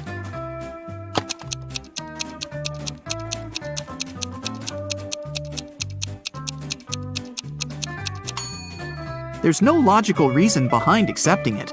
If Bella isn't able to convert the money, she'll lose the bet.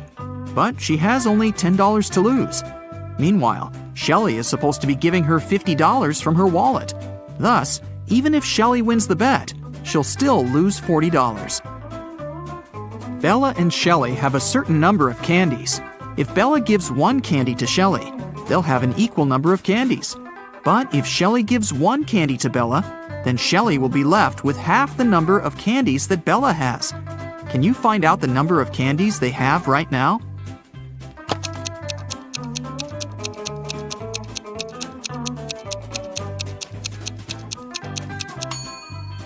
Let's use some math to figure it out. Right now, Shelley has X candies and Bella has Z candies. Now we can sum it up in these equations. X plus 1 equals Z minus 1. Therefore, Z minus X equals 2. Also, X minus 1 equals Z plus 1 divided by 2. Now we know that 2X minus Z equals 3. So, if we equate these two conclusions, we'll get the following. X plus 2 equals 2X minus 3. Now we know that X equals 5 and Z equals 7. Therefore, Shelley has 5 candies and Bella has 7 candies. Shelley was doing laundry and found out that her favorite t-shirt got torn. Can you count the exact number of holes in her t-shirt?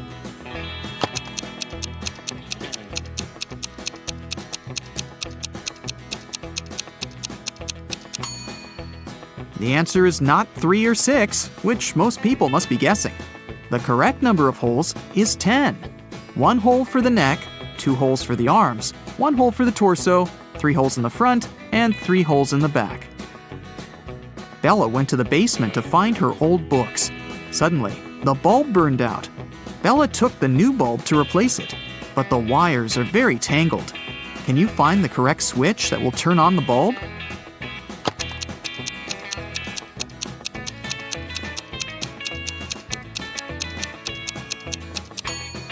It's the red switch. The best way to get the answer is to start from the bulb. It's been a long day. Bella finally went to sleep. But when she saw her bedroom, she yelled and ran away. Can you tell what's wrong here?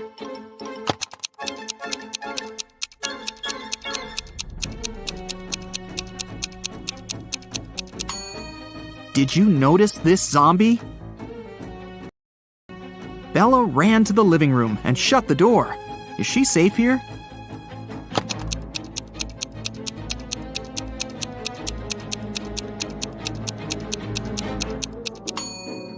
Nope. Take a look at the mirror. Some stranger is inside the room. Bella and Shelley went hiking with their friends. 4 of them went into a completely empty lake. And then 8 people came out. How is this possible?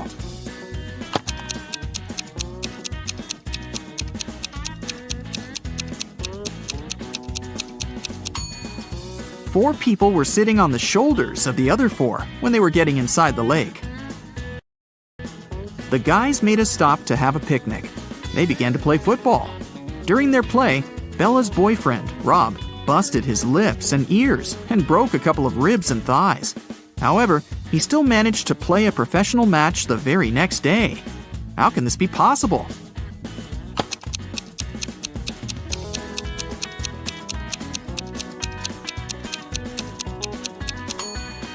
Rob knocked on his food plate accidentally while playing. He had pig lips, ears, and ribs, along with chicken thighs. When he knocked on his plate, he busted his food. On the way home, the guys went through a field. They saw a cow. It walked 30 feet north, 30 feet east, 30 feet south, and finally walked 30 feet west. All this time, where was its tail pointing?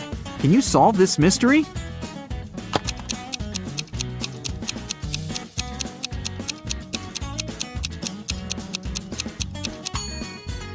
Downwards, of course. The guys rented 4 scooters in 4 different places and hit the road. They agreed to meet in a cafe at the gas station. Here's the map. Can you tell which scooter will reach the destination first?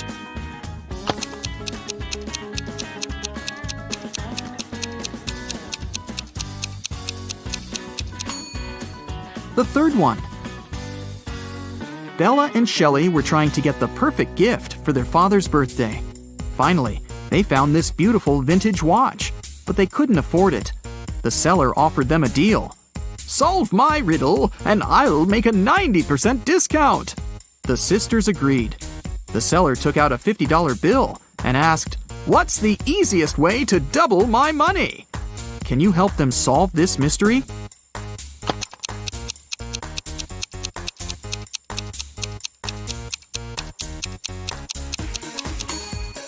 They should put the bill in front of a mirror.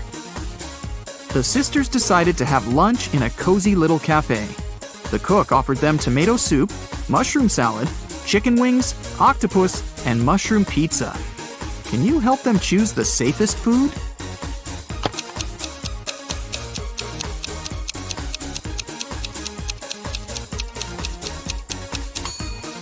There are mirror shards in these chicken wings. Probably not the healthiest option.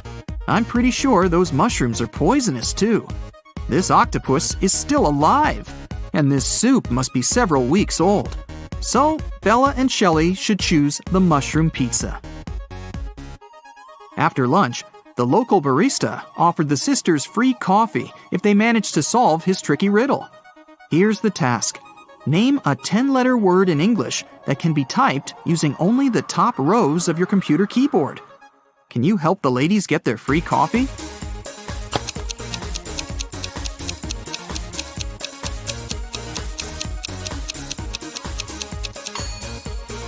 And the correct answer is typewriter. Great job! Shelley got a job at a restaurant. One night, a cook, a cobbler, and a doctor went to dinner together and asked Shelley to split the bill equally among them. When the bill arrived, it was for 4 people. How can this be possible?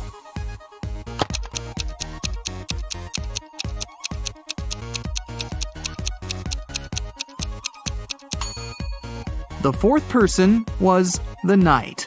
It was just misspelled as night. Shelley and Bella were walking down the street. Suddenly, They saw this creepy shadow. Can you guess what's going on here? Should they be worried?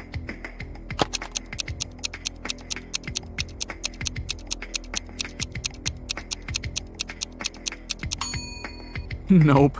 It's Halloween. The guy is just walking around and scaring people in his witch costume. See? He's wearing sneakers. Shelley and Bella saw this mysterious magic shop sign and decided to go get some tarot readings.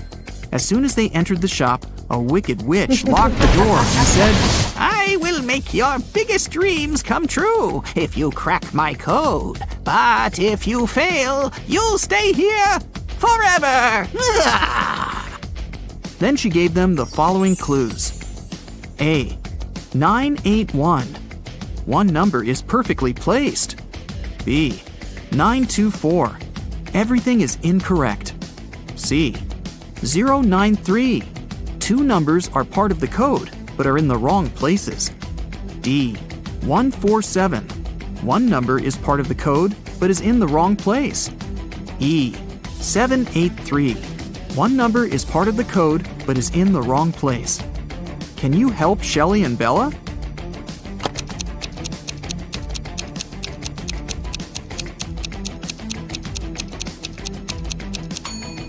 From clues A and B, we learned that 9 is not in the code. It also means that 8 or 1 is in the code for sure. According to clue B, we know that 9, 2, and 4 are not in the code. From clue C, we know that 0 and 3 are in the final code. Clue E tells us that 7 and 8 are not in the final code because we already know that 3 is. And clue D tells us that 1 is also in the code because 4 and 7 are not. So, the correct code is 301.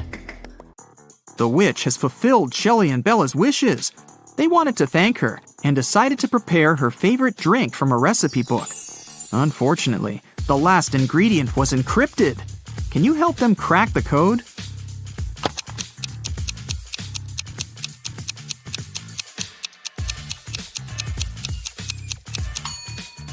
They should add a tear of a Triton.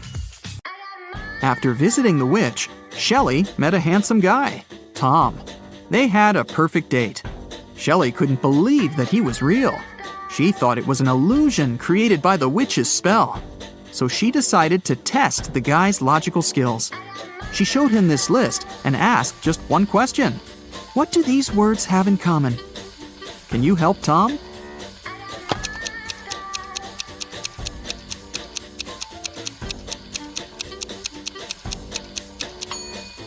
If we remove the first letter of each word and place it in the end, you'll be able to read the same word from the beginning and the end. Can you figure out the next number in this sequence?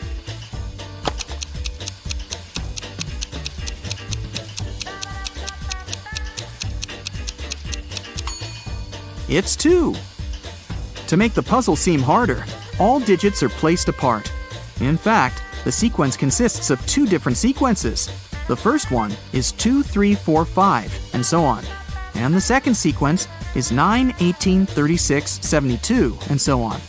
Now it's obvious that the next digit should be 2. Hey there! Are you ready for another brain workout today? Because I have 30 new riddles for you. I'll show you a pair of people for each one, and you'll have to decide which person doesn't behave wisely. You'll have 7 seconds per riddle to make your decision. Every right answer will award you 1 point. Ready? Grab a pencil and a piece of paper, and let's get started. Charlotte and Elizabeth are doing some homework. Charlotte is going to iron some clothes, and Elizabeth is about to cook. Who's not being smart?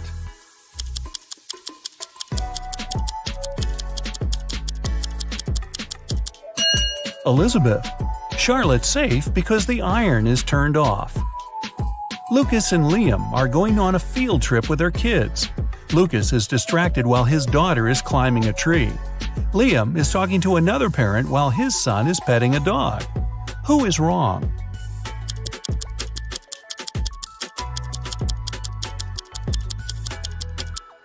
Lucas. The branch his daughter is climbing is cracking, and she is about to fall. Ava and Olivia are finally leaving home for their first night out after maternity leave. Ava decides to walk, and Olivia is waiting for a taxi. Who is not ready?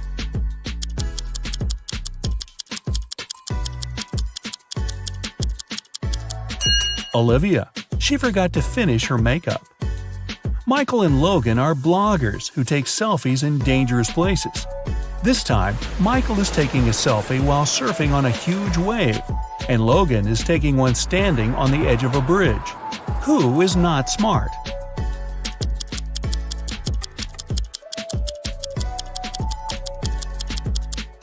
Michael. In Logan's case, at least there are people around who can call emergency services if something goes wrong. Michael is alone. It's early morning. Ian and Nolan are driving their kids to school. Who is not smart?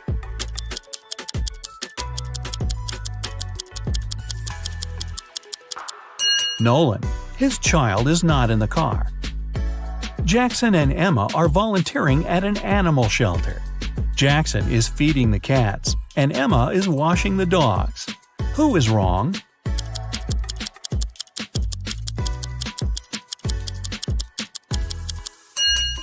Jackson. He gave the cats dog food by mistake. Scarlett and Ellie are going to bed. Scarlett kept her door open so her cat could enter during the night, while Ellie prefers to close her door. Who is not smart?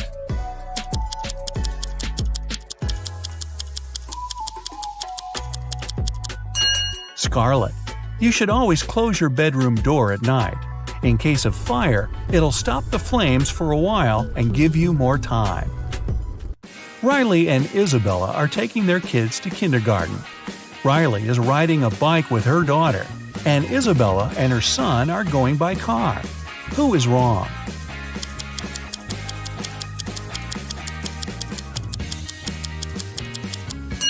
Isabella.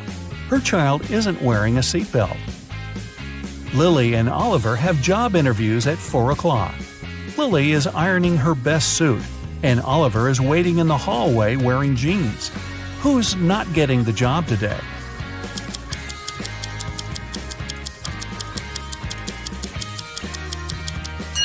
Lily. She must have forgotten the time. The interview is in 5 minutes, and she's still at home. Sophia and Aiden are working in the garden. Sophia is watering the flowers while her cat is walking around. Aiden is mowing the lawn while his child is playing nearby. Who's not smart?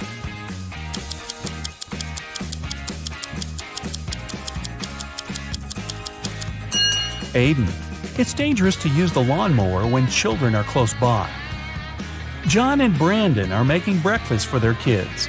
John is making sandwiches, and Brandon is making eggs with bacon. Who is wrong?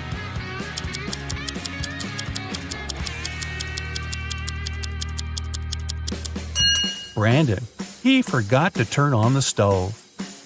Thomas and Abigail are going on a date. Thomas arrived a half an hour early and decided to buy some flowers. Abigail just returned from London and is driving to meet him. Who is wrong?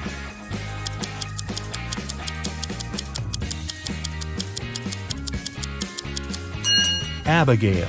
She's driving on the left side of the road. Ryan and Kaylee are having fun outside during their Christmas break. Ryan is learning how to skate on the lake, and Kaylee is skiing in the forest. Who is not smart?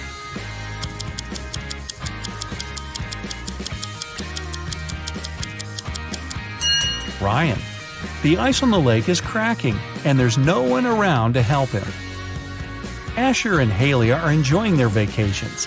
Asher is chilling at the beach, and Haley is climbing the highest mountain around. Who is not behaving wisely?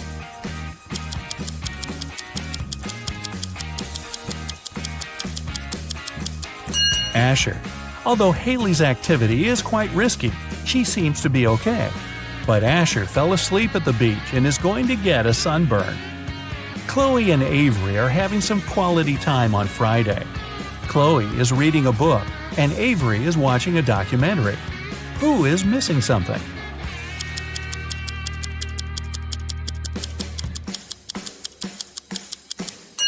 Avery.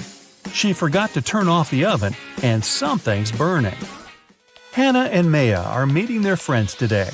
Hannah arrived by bike and is waiting for her friend by the house. Maya arrived by car, opened the doors, and is waiting for her friend to come down. Who is not smart?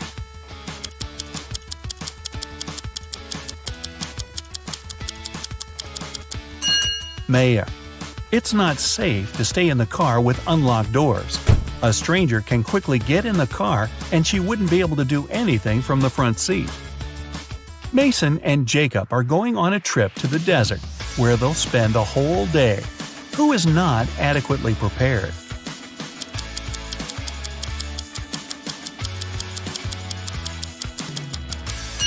Mason. The sun is powerful and he's not wearing a hat.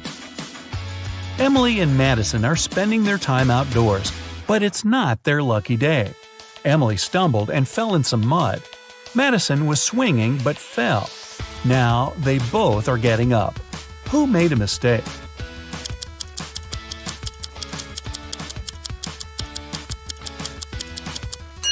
Madison. The swing is still moving, and it may hit her head if she gets up. Aubrey and James are cleaning the house. Aubrey is listening to music while vacuuming the living room, and James is washing the windows. Who is not being smart?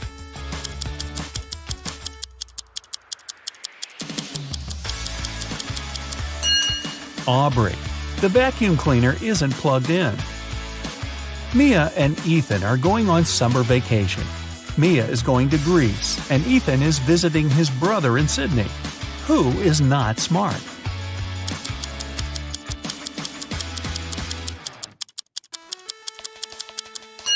Ethan. He's packed shorts and swimwear, but he won't need them because it's winter in Australia. Carter and Layla are in a hurry for work. Carter is walking while talking on his phone, and Layla is running while texting. Who's going to be late?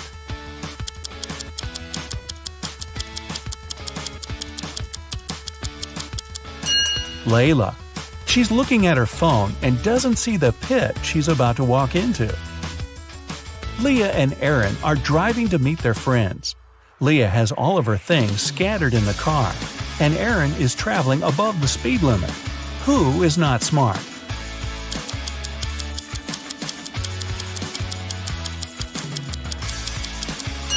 Leah. It's not safe to keep unprotected things inside the car. In case she stops suddenly, something can hit her very hard. William and Daniel are driving and are late for work. Who is wrong?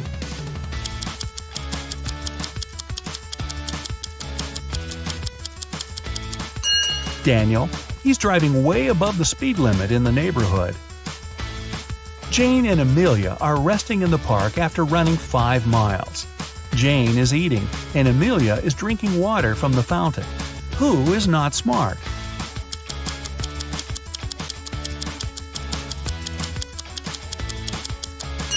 Amelia. The warning sign says that the water isn't drinkable. Max and Ezra were driving around the desert and got stuck in the middle of nowhere. They burned a spare tire to produce some smoke. Max stayed close to the tire, and Ezra walked away in search of something helpful. Who is not smart?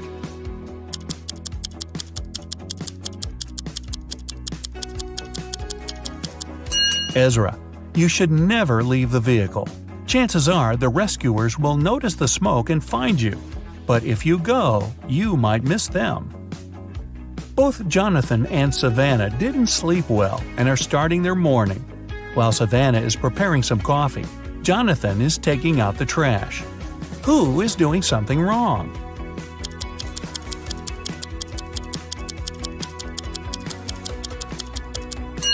Jonathan. Instead of the trash, he's taking out the old toys they collected to donate. Stella and Aurora didn't study for the test. One of them decided to try her best, and the other is planning to cheat. Can you spot who's cheating?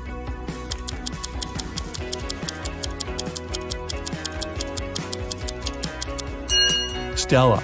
She has a lot of bags surrounding her, so she must be trying to hide something. Miles and Cooper were walking in a park when a sudden storm erupted. Lightning struck a tree, and Miles decided to hide under it. Cooper entered a little shack nearby. Who is wrong?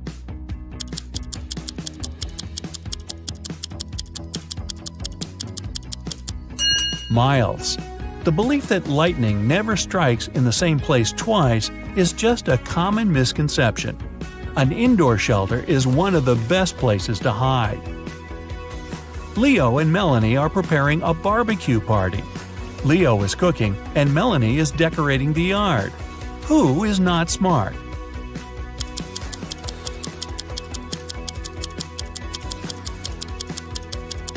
Leo. While he's cooking, the meat is spoiling in the direct sun. Congrats! That's it for today. Now, sum up your points. If you got 10 points or less, you scored below average. Don't be sad, it's just the beginning. You can check out some other riddles to train and prepare for the next round. If you got between 10 and 25 points, you scored average. Great! You're on the right way. And finally, if you got 26 points or more, you're in great intellectual shape. Here's an interactive medal from me and my admiration. Good for you! King Victor wants to find a perfect husband for his daughter, Princess Jessica. That's why he offered Arthur, who wants to propose to Jessica, this simple game. He gave the guy 50 gold coins, 50 silver coins, and 2 empty bowls. Then the king said, "Put these 100 coins into these 2 bowls. You can divide them any way you like, as long as you use all the coins.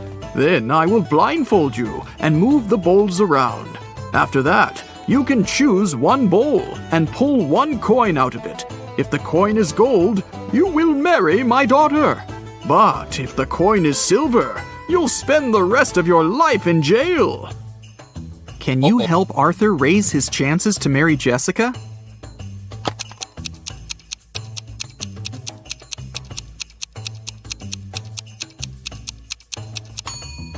He should place 1 gold coin in 1 bowl and the rest of the coins in the other bowl. This way, he'll begin with a 50-50 chance of choosing the bowl with the gold coin. But even if he chooses the other bowl, he'll still have almost a 50-50 chance of picking one of the 49 gold coins. So this strategy will give him a 2 and 3 chance of getting engaged with Jessica. Josh is at his first job interview. The interviewer, Nancy, decided to check his logical thinking and offered him this task. You have a large tank of water and 3 buckets with a capacity of 4, 8, and 10 gallons respectively. You have to measure 3 gallons of water precisely using these buckets. How will you do it? Can you help Josh pass this test?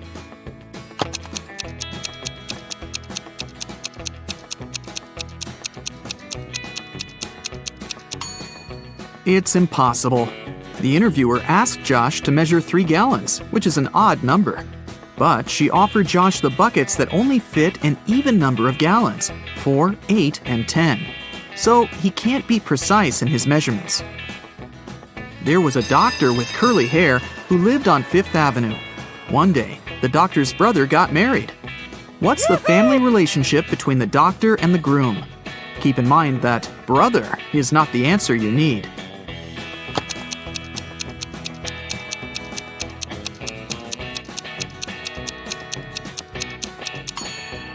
The doctor with curly hair is the sister of the man who got married. Jim met this pretty woman in his favorite park. After having a pleasant conversation with her, he asked, "What's your name?" She told him that her name was hidden on the license plate of her car. Here it is, WV733N. Can you figure out the woman's name?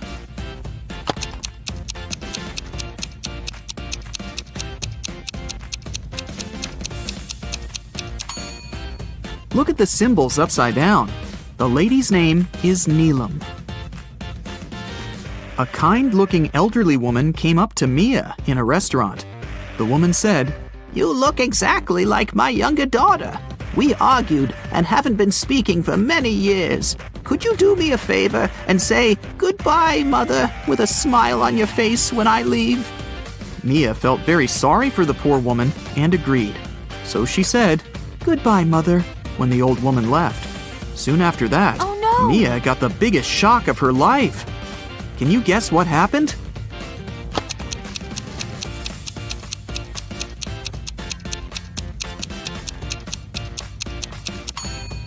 A waiter approached Mia and gave her the elderly woman's bill.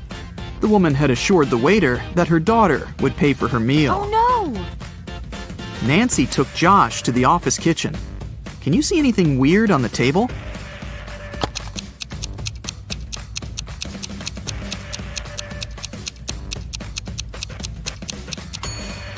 Take a look at the electric kettle.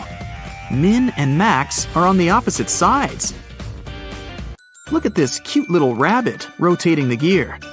Can you predict which mark the arrow will point at? Number 1 or number 2?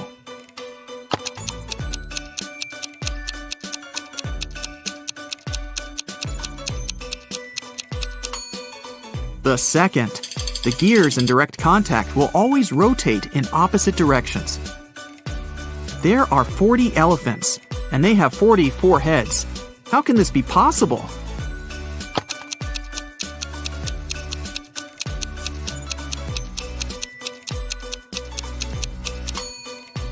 It's a play on words. The 40 elephants have 44 heads. Get it? Kate and Pam are liars.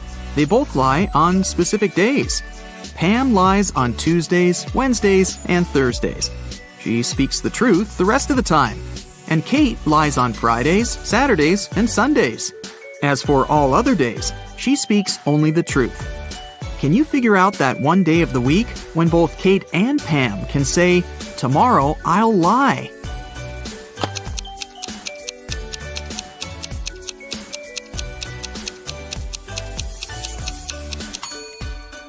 It's Thursday. Let's suppose that any girl is telling the truth when she says, "Tomorrow I'll lie." She will have to keep her promise and lie the next day. But if her statement was false, then she'd have to speak the truth the next day. Anyway, in each case, the girls will have to change their behavior the next day. Now, it's pretty clear that Kate can only say that on Thursday or Sunday, and Pam can say that on Monday or Thursday. So, the only day which fits the conditions of the riddle is Thursday. I'm huge on Sunday and Saturday. I'm small from Tuesday to Thursday. I don't exist on Monday and Friday. What am I?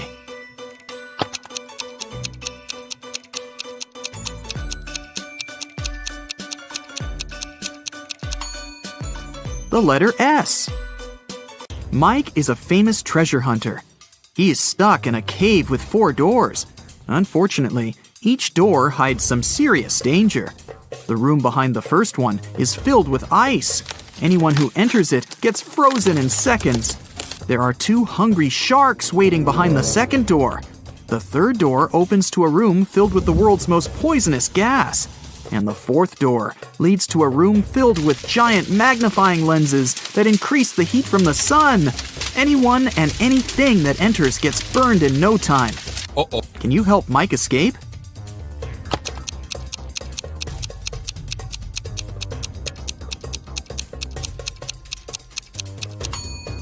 He can get away through the fourth door at night when the sun goes down. Bobby needs to crack a secret code using the following clues. One of the numbers is correct and is placed in the right place. Nothing is correct. 2 numbers are correct, but not in the needed position. 1 number is what we need, but it's not in the correct position. 1 number is okay, but not put in its right place. Uh-oh. Have you figured it out?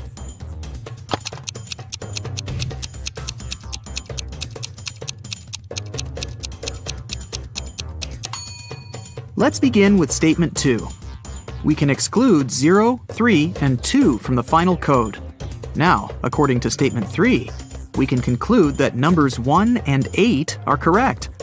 Statements 1 and 4 help us to learn that 9 is in the final code, and it comes third. Now it's time to identify the right places for 1 and 8. Let's take a look at statements 3 and 5. 8 can't go third because this place is already occupied by 9. and it can't go first because it contradicts the third condition. So, the correct code is 819. Take a look at these matchsticks. There are 5 identical squares. Can you form 6 identical squares by moving just 3 matchsticks? Keep in mind that you're not allowed to let them overlap or break the matchsticks.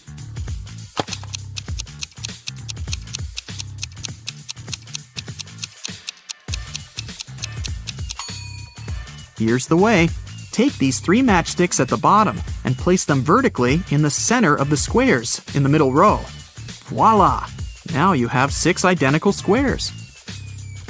Several robbers locked Fred in a room. The room is almost empty. There's a piano with notes, a calendar, and a waterbed. The room is locked from the outside. Can you guess what Fred ate and drank and how he escaped from the room? To crack this riddle, you definitely need to think outside the box.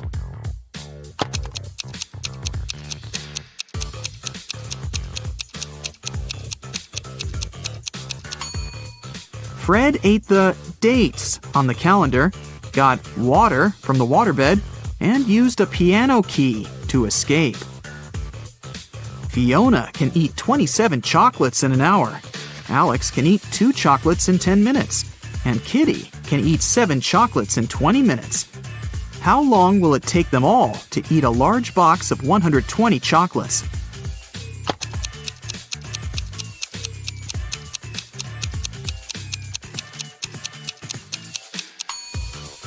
Two hours. In 1 hour, Fiona eats 27 chocolates, Alex eats 12, and Kitty eats 21. The total is 60 chocolates. Therefore, it would take them all 2 hours to eat all 120 chocolates. I'm soft and cuddly, which soothes your heart. But if you pick my last name, I'm gonna tear you apart. What am I?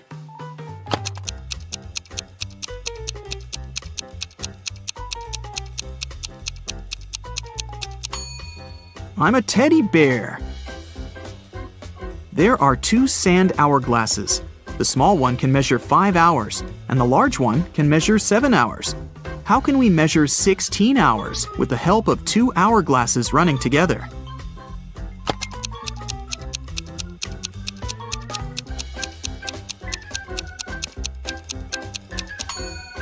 First of all, start both hourglasses at the same time. 5 hours later, flip over the small hourglass. Then wait for 2 hours and flip over the large hourglass as soon as it finishes its first 7-hour cycle. When the small hourglass finishes the second cycle, this will mean that 10 hours have passed. At this point, the large hourglass will have been running for 3 hours. So now, you should flip over both the small and large hourglasses. This way, you'll make the large hourglass run for 3 hours. When the large hourglass finishes its 3-hour cycle, this will mean that 13 hours have passed. Now, flip both the small and large hourglasses over again. When the small hourglass runs out of sand, it will mark another 3 hours. You've just measured 16 hours, and the mission is accomplished. Can you guess which color should be added to the top of this tree?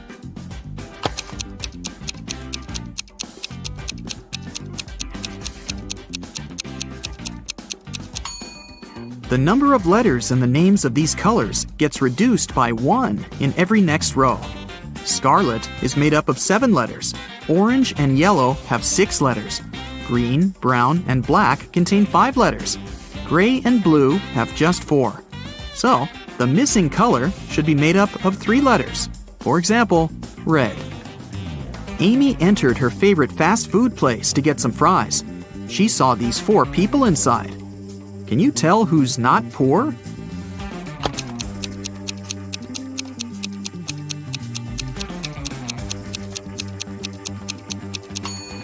The first lady has a fake Gucci bag. This gentleman has a patch on his jacket. The third woman has threads sticking out of her suit. And the fourth guy has a bunch of expensive gadgets. So, he's definitely not poor. Take a look at these matchsticks. Can you find a way to make 3 squares by moving just 4 matchsticks?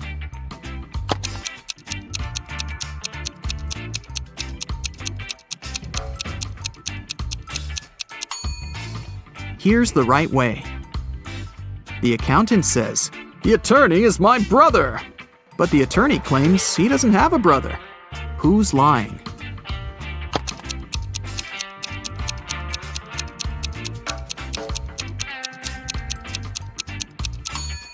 Neither. The accountant is his sister. I've heard you've got some impressive analytical skills and a sharp mind. Then you're just the person I need. Help me solve these tricky riddles and prove you're worthy of that detective title. A Japanese ship had left the port and was on its way to the open sea. The captain went to apply oil to some parts of the vessel and took his wedding ring off so it wouldn't get damaged. He left it on the table in his cabin. When he returned, the ring was gone. The man figured out that 3 crew members could be guilty, so he asked each of them what they had been doing for the past 10 minutes. The cook said, "I was in the kitchen preparing tonight's dinner." The engineer answered, "I was working in the engine room making sure everything was running smoothly." And the seaman said, "I was on the mast correcting the flag because someone had hung it upside down by mistake." The captain immediately knew who the thief was. How did he understand it?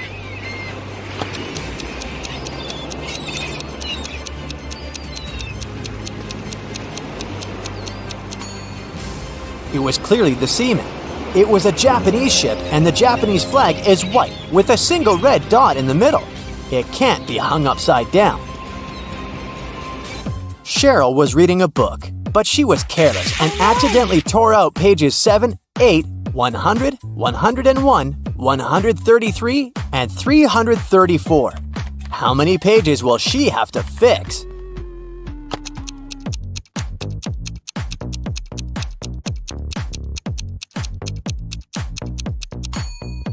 Just 4.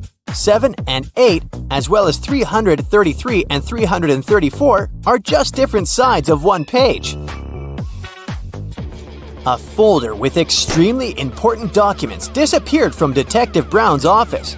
At the time of the theft, there were only 4 other people in the office: Bill, Tom, Harry, and Mike. Brown interrogated them, and they gave the following statements. Bill said, "Tom did it." Tom denied this claim. Bill did it. Harry said, "Tom's telling the truth." And Mike confirmed, "Harry's not lying." After analyzing these statements, Detective Brown found out that only one person was telling the truth, and the rest were lying. Can you determine the thief?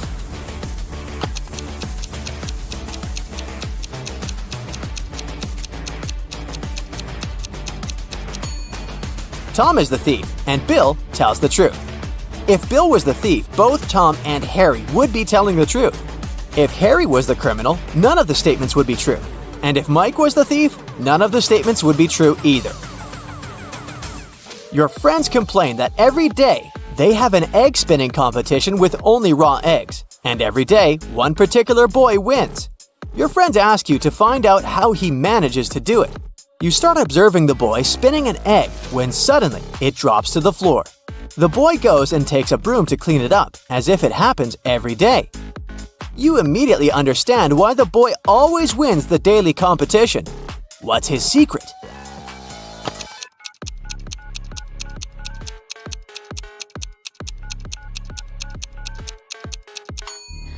The boy took a broom, so the egg he had been spinning must have been hard-boiled. If the egg had been raw, he would have taken a mop.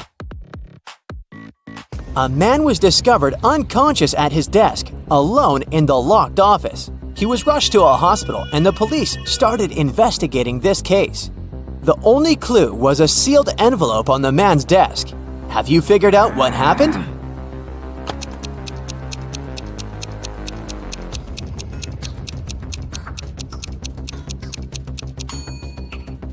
The envelope glue contained poison, and when the man licked the envelope to seal it, he got poisoned. A renowned chemist disappeared right from his lab. There was no evidence except a piece of paper lying on his desk. The names of 5 elements were scrawled across it hastily: nickel, carbon, oxygen, lanthanum, and sulfur. The guards reported that 3 people had visited the chemist that day: his sister Laura, his colleague, Nicholas, and his wife, Tessa. The criminal was arrested immediately. Who was it?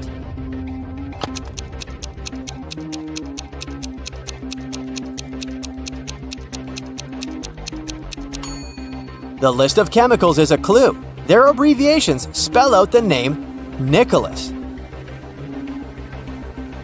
Look at these ladies attentively. Can you figure out who's not pregnant?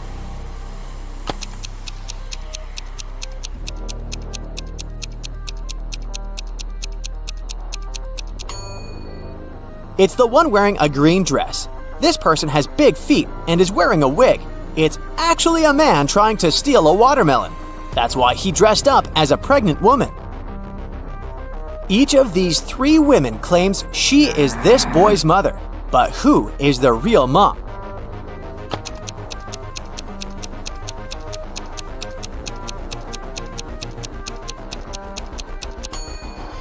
The real mother is wearing clothes in the same colors as her son's outfit. What a cute family look! Plus, the boy is facing her. Someone stole the principal's money. When the police came to investigate, they questioned the most likely suspects. The PE teacher said he'd had a break. The history teacher was having a lesson, and the music teacher said that she felt unwell and had gone home early. Can you figure out who the thief is?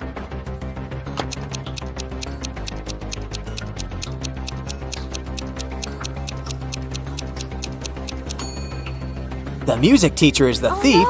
Look, she has gloves in her bag, although it's summer. Suspicious. Look at these 3 men and a girl. The first man says, "I got so scared, I called the school, but they didn't know where my daughter was." The second man says, "We were walking the dog in the park. I turned my back just for a minute, and she was gone." And the third man says, "I have no idea why she ran away. Here, I've bought you a new phone." Which man is the real father?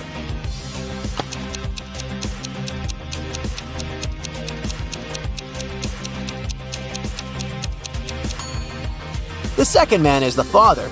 The girl is too young to attend school or have a phone of her own.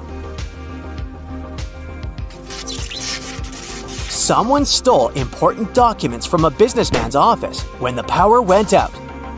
When the man discovered this unpleasant news, he called his friend, a private detective. The detective arrived and questioned everyone who had been in the office during the crime.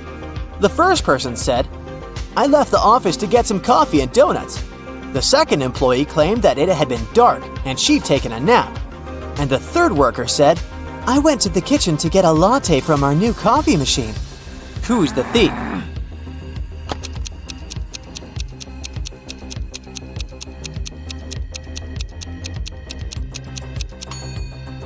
The third person's a liar. He wouldn't have been able to use a coffee machine without electricity. The man had lost his memory, and while each of these 3 women claim she's his wife, he can't figure out who's telling the truth. Can you help him?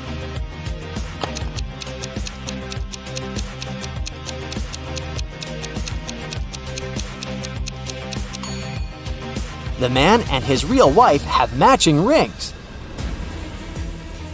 Look at these 3 bridesmaids. One of them is up to no good. She has spoiled the bride's dress. Can you figure out which one it was?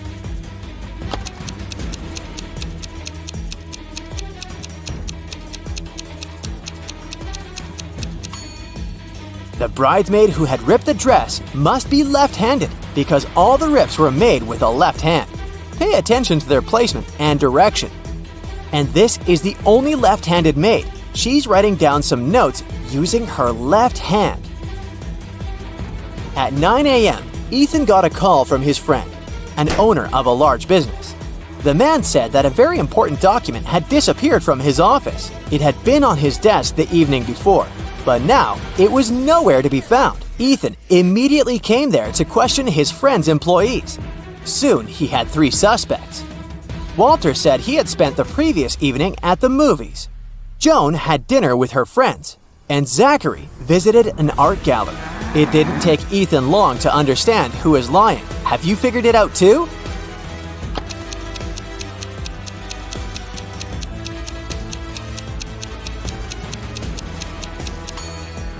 It was Walter. His ticket isn't torn. It means he didn't enter the movie theater. Olivia called the police. She told them someone had broken into her house, tied her up, and taken all her money and valuables. When the officers arrived, the entrance door was open. And Olivia was indeed tied to a chair, and still, the detectives didn't believe her story. Why?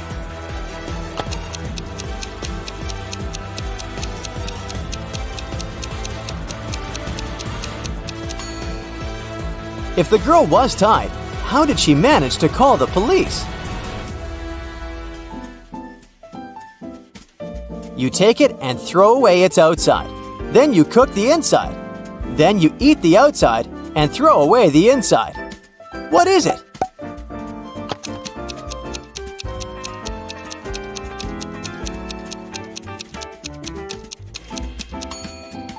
You've just eaten a corn cob.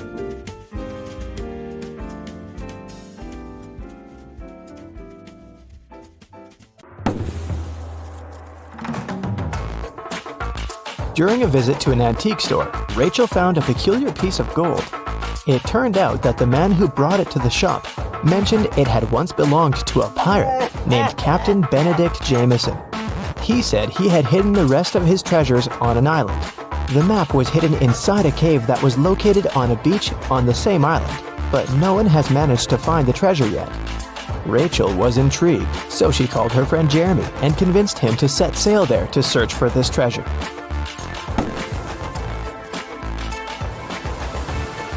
After weeks of sailing, they arrived at the island and looked for the cave first. Can you spot it?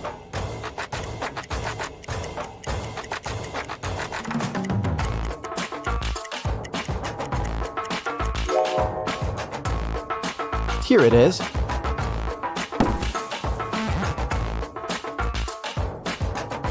Three different paths within the cave led to the map. Which one should they choose?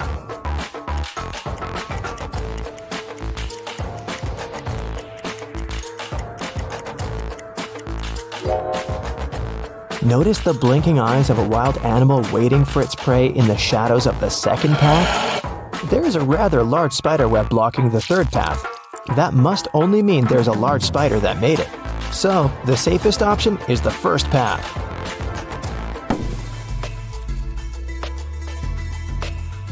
They arrived at the end of the cave and found 3 wooden boxes. Each had a different map on it. Only one map will lead them to the treasure. Which map should they choose?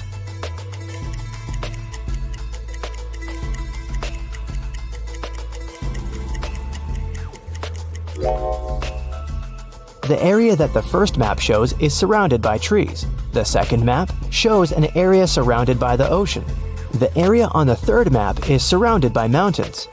So, since they're on an island, they should choose the second map. On the back of the treasure map, they found a message written by Captain Benedict himself. Congratulations, traveler. You've picked the correct map. Now you're a step closer to finding the rest of my wealth. But I warn you, the journey ahead won't be simple. You'll have to solve every riddle that I have for you. And only then will you be able to find my treasure. According to the map, they had to enter the forest. Captain Benedict left another riddle on the map about it. My friend will accompany you from here on, but first, you have to find the tree that it lives on. Look for a fruitful palm tree. If you try to bite the fruit I'm talking about, you'll break your teeth. I guarantee. Take a look around. Which tree do you think that the captain is talking about?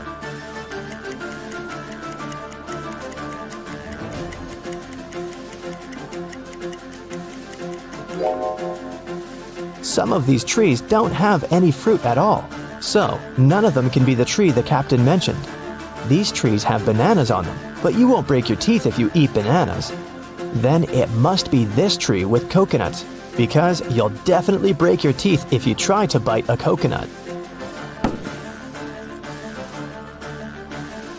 When they got closer to the tree, they noticed an engraving on it. It said, "Look up and find my friend Jonathan the monkey. Take him with you on your journey, because he knows where I hid the key." Then Rachel and Jeremy looked up and saw 3 monkeys. Which monkey do you think Jonathan is?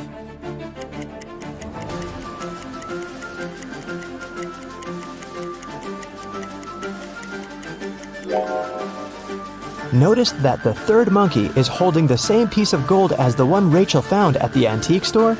This guy must have access to the treasure, so he must be Jonathan. Rachel and Jeremy tried taking Jonathan with them, but he refused to even move. How do you think they can convince Jonathan to come with them?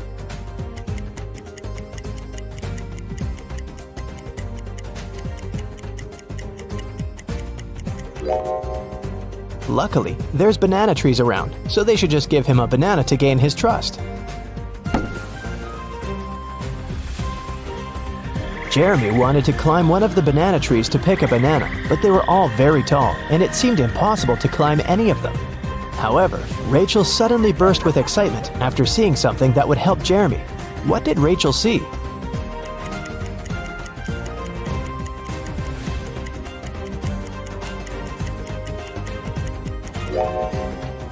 Take a closer look at the trees. One of them has an old rope ladder attached to it. Jeremy can climb up there to get a banana. After Jeremy had picked a banana, Jonathan the monkey got down from the tree to get it. While he was eating his banana, Rachel and Jeremy felt hungry and decided to take a break to eat something too. However, when they reached for the food in their bags, everything was gone. Can you guess what happened?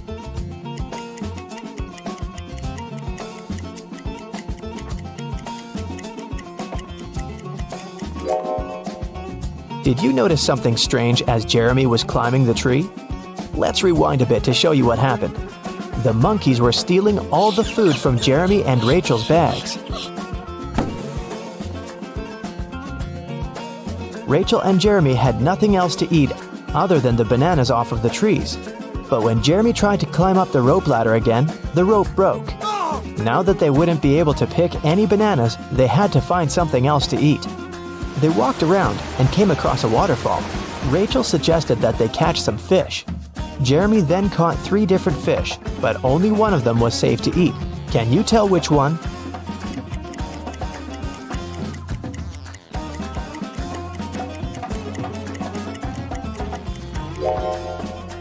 They should eat the first fish because the second fish has spikes on it, so it's not suitable to eat. The third fish isn't real. It's electronic. It has small cameras instead of eyes. They fell asleep after eating, trying to figure out where the electronic fish came from. The next morning, when Jeremy woke up, he realized that Rachel was gone. Then they heard a man's voice. Jeremy couldn't figure out where it was coming from, but Jonathan the monkey pointed to the electronic fish. The voice said, I have your friend. Answer this riddle of mine if you want to see your friend again. There's a 1-story house in which everything is green. Green walls, green doors, green furniture. What color are the stairs?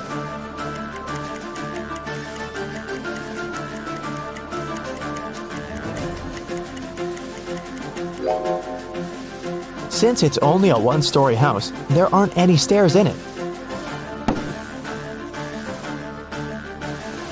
Suddenly, the waterfall stopped flowing, and the cave appeared behind it. The voice said, Enter. Inside, an evil scientist was waiting for Jeremy. He said that he was going to give him a chance to save his friend. He took Jeremy to a water tank with 3 different creatures in it. The scientist said, One of these creatures is Rachel, but the other 2 are not human at all. I will free your friend if you can guess correctly which one she is.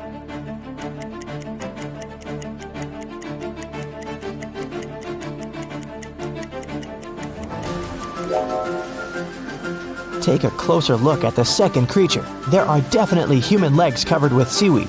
That must be Rachel. The evil scientist set Rachel free, but didn't let them leave the cave just yet. He showed them 3 gates. If they choose the right one, they'll be free to go. Behind the first gate, hundreds of poisonous snakes are waiting. Behind the second gate, there is a vicious vampire. Behind the third gate, there is a pack of hungry wolves. Which door should they choose?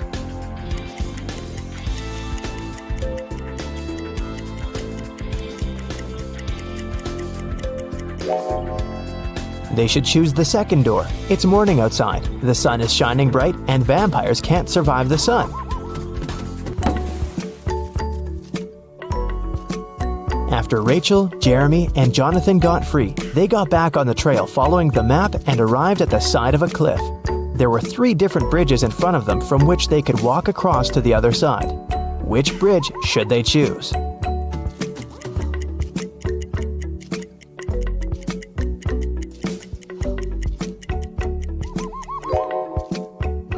The wooden bridge looks very old. It won't be able to hold their weight.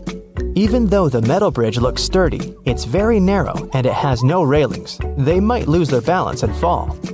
So, they should choose the glass bridge. As they continued their journey, they walked into a swamp without noticing, and they got stuck in it. There were 3 ropes hanging from a tree, with which they could pull themselves out. Which rope should they choose?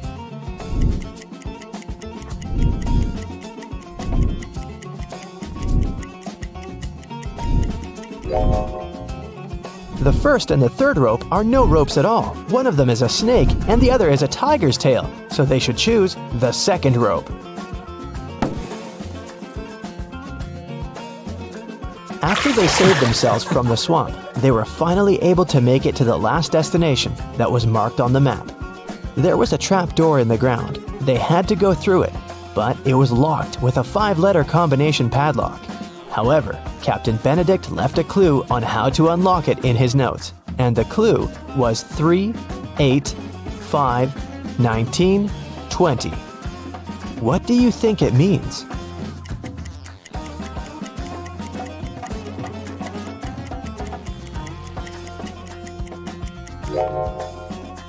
Each number represents its respective letter in the alphabet. The 3rd letter of the alphabet is C. The 8th letter is H. The 5th letter is E. The 19th letter is S. And the 20th letter is T. So the passcode is the word chest.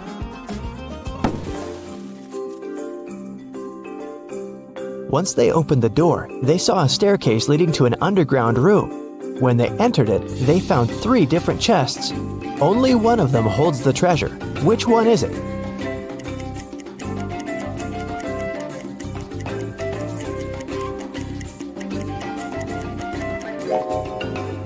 Can you see the ants coming in and out of the first chest carrying small pieces of food? And a sticky slime-like substance is oozing from the 3rd chest. It must be filled with whatever that is. But there is a golden reflection coming from the 2nd chest. That can only mean the gold is in there.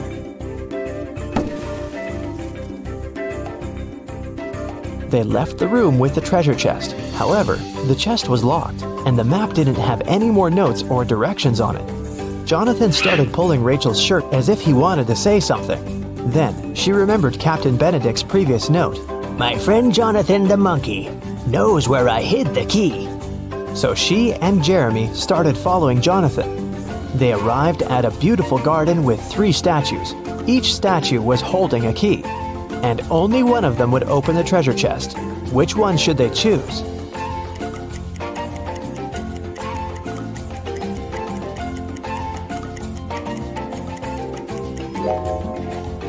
Take a closer look at the treasure chest. The lock of the chest has a little emerald on it. The first key has a ruby on it. The second key is decorated with an amethyst. And the third key has an emerald on it. Since it matches the lock, this must be the key they should choose. Kai wakes up on a cruise ship. He's in a cabin in total darkness. He has only one matchstick. What should he light first? A newspaper, a candle, or a lamp?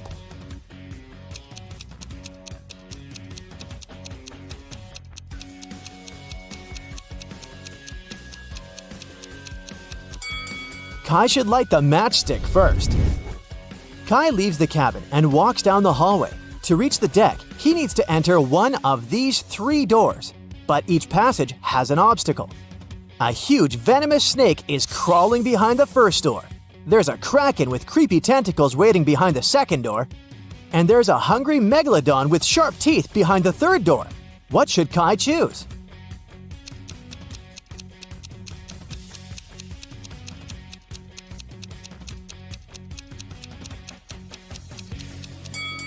Kai should pick the third door. Megalodon can't survive without water, so it's not dangerous anymore. Kai goes out on the open deck. He spots 4 weird details right away. Can you see them too?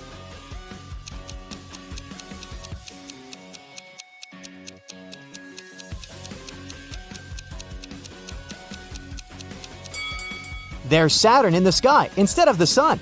This table doesn't have any legs. There's a hula hoop hanging on the deck instead of a life buoy. And this passenger's shadow doesn't match the reality. Kai is starving. He enters the ship's dining hall. Unfortunately, he missed dinner hours. The waiter says that they have only 3 meals left, but only one of them is safe to eat. Can you guess which one?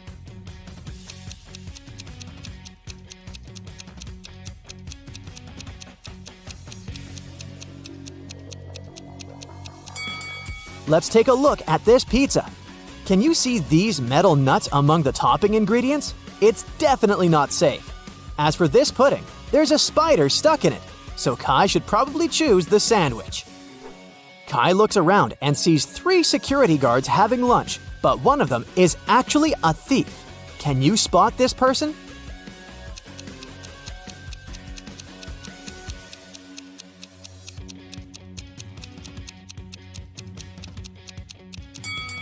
It's the lady in the middle. Take a closer look at her hat. There's a fake logo on it. The star doesn't match the logo that the other 2 ladies are wearing. Also, she's wearing a fake uniform. Her clothes are underneath. Kai decides to follow the fake security guard. She enters the storage room and puts something inside a safe. Kai wants to find out what she's hiding there, so he waits until she leaves and tries to open the safe. But it's locked, so he needs to enter a 4-digit code. There's a clue in this room. Can you help Kai crack the code?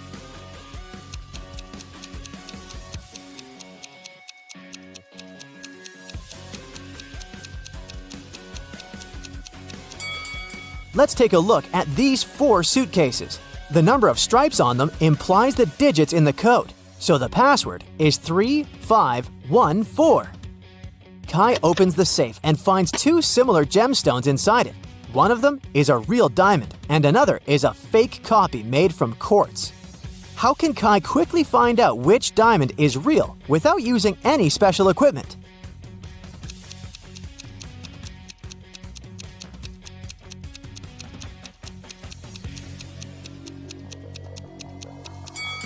He should drop both gemstones into the water.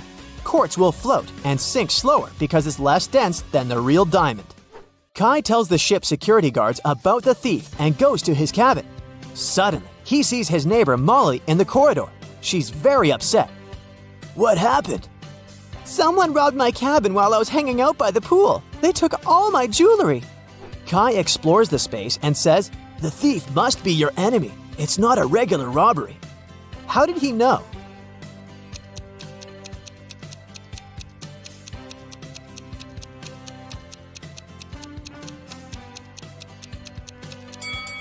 Take a closer look at the mess. The thief opened the lipsticks and smeared them on the floor on purpose.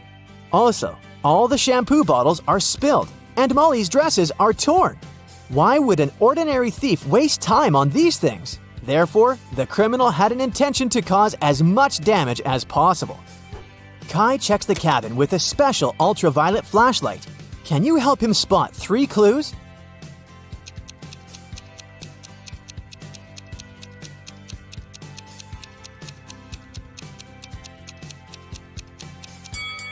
Here they are. Kai goes for a walk around the deck trying to find further clues. Can you spot a superhero around the passengers?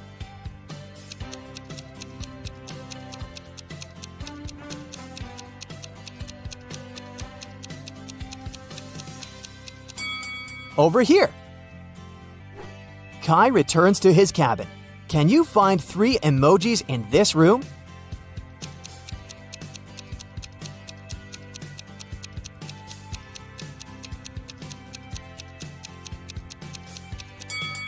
Ready to see the answer? Here they are. Kai can't find the key to his suitcase. Can you find it in this variety?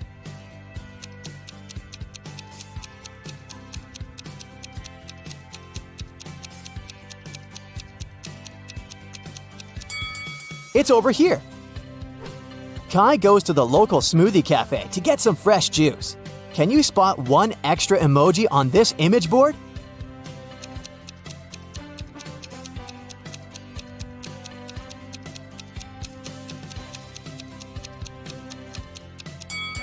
This cactus is the only inedible emoji here. Kai returns to his cabin and sees that someone drew a threat on his door. Kai looks around the hallway and finds 3 suspects. He questions them right away. "What were you doing within the last 15 minutes?" Sheila says, "I was just taking selfies on the deck for my social media. And then I went to my cabin to put on another outfit. You can see it for yourself if you don't believe me." Lily says, "I got sunburned in the morning, so I was just laying in my bed, eating and watching my favorite show." And Jean says, "I've just finished my workout in the gym, and I'd like to have a shower if you don't mind." Who's lying?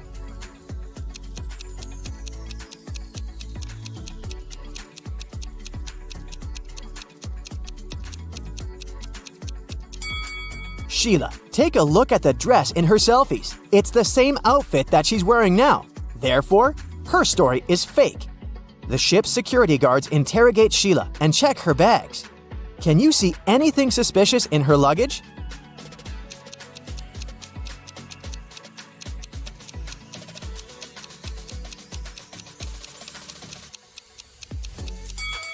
This shoe is clearly larger than all the others, and it doesn't have a pair, so she's probably hiding something inside it. The next morning, Kai wakes up very early and goes to the pool. It's almost empty. There's only one beautiful lady chilling on a sun lounger. Kai approaches her to introduce himself, but suddenly, he changes his mind. Why?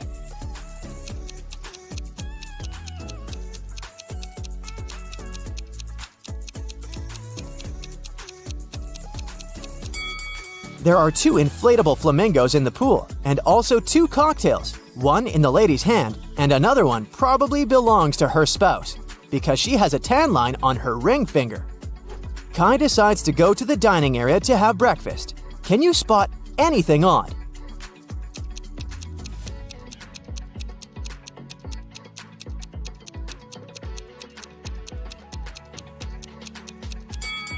What's wrong with this lamp? After breakfast, Kai goes to explore the ship and gets lost in its corridors. Can you figure out which path will lead him to the center?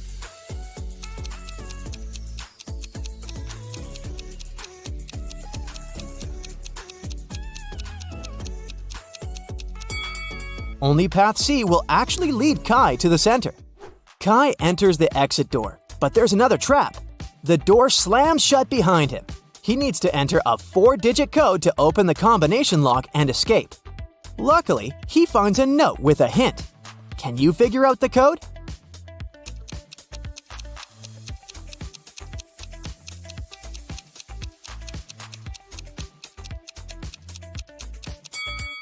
To solve this mystery, we need to count the number of identical figures in this picture, and the code is 2463. Kai returns to his cabin after 3 hours of absence. Wow, there's a huge gift box on his bed. The card says it's from a secret admirer. Only 3 staff members had access to his cabin today. Kai questions them all. The repairman says, "I entered your cabin 30 minutes ago to fix the sink. It's okay now. But anyways, I'm too broke to bring gifts to the passengers." The cleaning lady says, "I entered your room about an hour ago to change the bed sheets and take out the trash, but I didn't see any gifts." And the manager says, "I have a master key, but it's always in my pocket.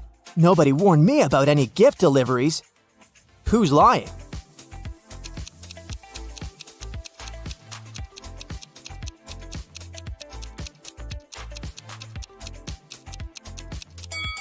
The cleaning lady said she had taken out the trash, but the trash bin in Kai's cabin is full. And there are many flies around it, which probably means that it's not very fresh. So her story must be fake. Now he's trapped on a deserted island. He only has a mirror and a piece of wood. What should he do to survive?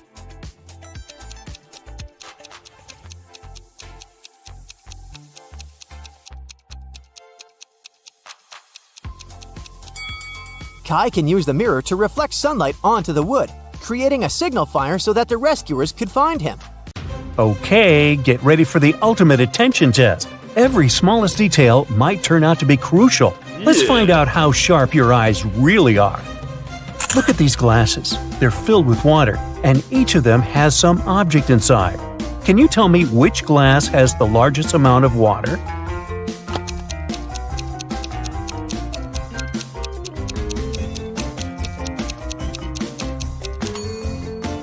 If we compare the weight of these objects, we'll find out that the paperclip is the lightest. That's why the glass holding it has the largest amount of water. Among all these cute babies, try to find a sleeping one.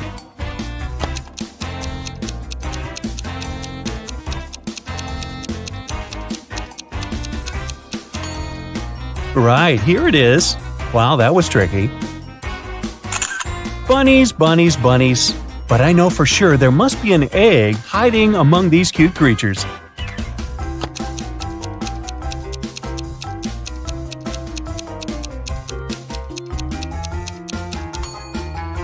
Exactly. It's not another ear, it's indeed an egg. Look at these unusual equations. Can you figure out the values of the bee, wasp, and rabbit?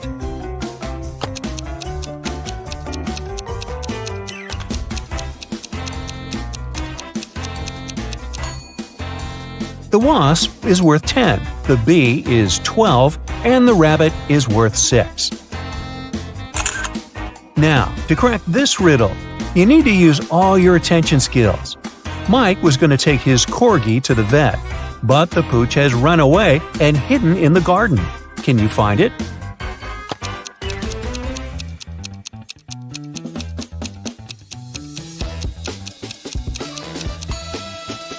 Wow, that was a tricky task. Here it is, poor scared pup.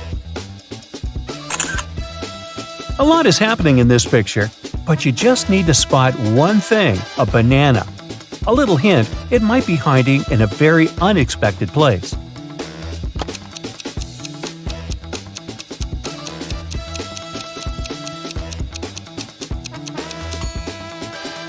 This girl is wearing it as a hairband. Did you manage to spot it? Peter needs to take his dog for a walk, but it's raining outside, and the pooch doesn't seem eager to leave this cozy living room. Can you help the guy find his pup?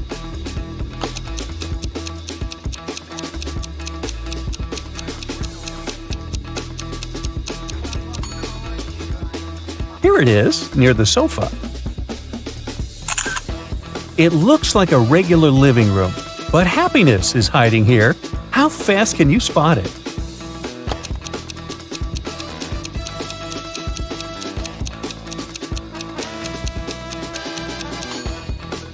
Here it is. Bingo! Liz followed her mom's order and went to bed without objections. But her mom suspects that her daughter hasn't brushed her teeth. If you manage to find a toothbrush in the girl's bedroom, her mother's suspicions are correct.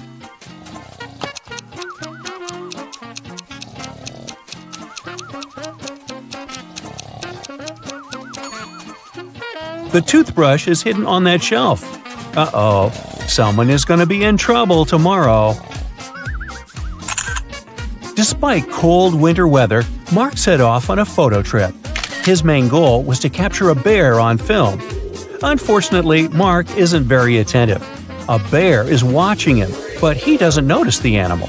Let's see if you'll be able to help the guy and find a bear in this image.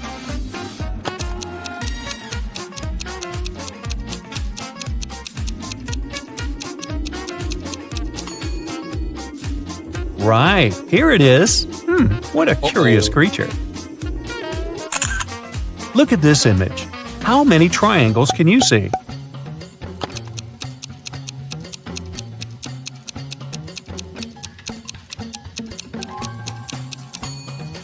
There are 44 triangles here. Have you got it right? What seems to be odd in this picture?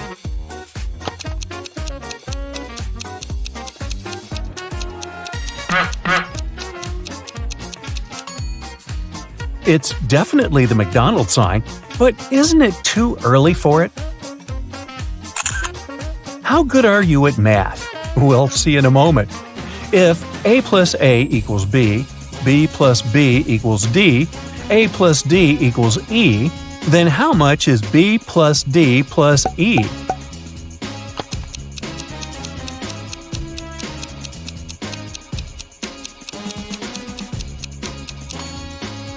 It's the letter K, which equals 11. All these letters represent their positions in the alphabet: A1, B2, C3, D4, and E5. 2 plus 4 plus 5 equal 11, and that's the letter K. Now, look attentively. Can you find a car in this black and white image?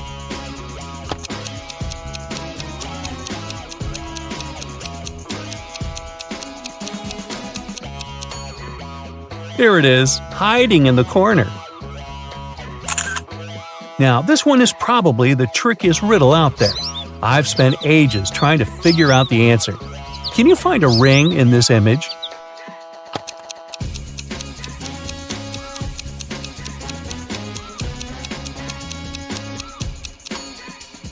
Here it is, placed on top of a carrot. Whew! Can you find the answer to this equation?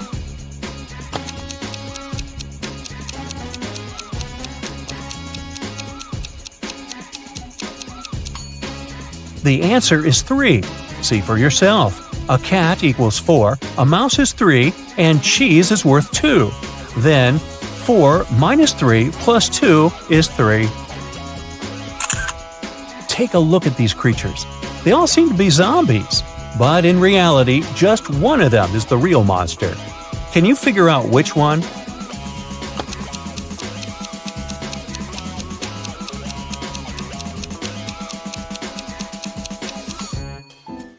It's the girl on the right. She has an eye floating in her drink. Can you spot a werewolf among these men? Be very attentive to every detail.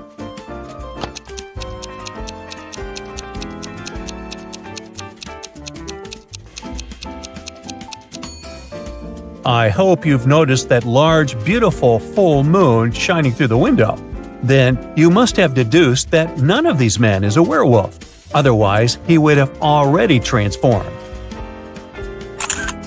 Your friend has invited you for a walk in the park. She offered you 3 places to choose from. Which one should you pick?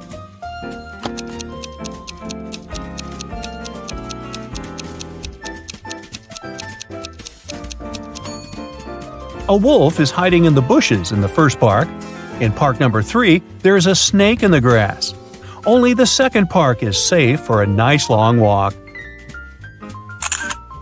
Can you find 5 hearts in this image?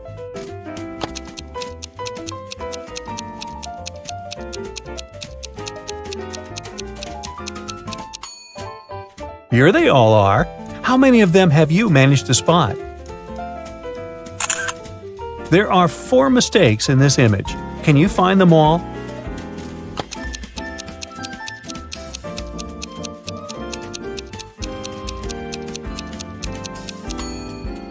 One, the dolphin seems to be missing its flippers. 2, this thing on the girl's back doesn't look like an oxygen tank. 3, a butterfly at the bottom of the sea. 4, someone has written SOS on the sandy bottom. I guess it's pretty much useless. No one is going to see this cry for help anyway. Larry's mother asked the guy to do some grocery shopping. She gave him a shopping list and her bank card. But the woman knew her son was very absent-minded. That's why she gave Larry a small note in case he forgot the card's PIN number. When the guy was at the register, he realized he had indeed forgotten the PIN. Larry pulled the note out of his pocket and immediately remembered the PIN. Can you figure out what it was if the note had a fly, a cat, a person, and a snake drawn on it?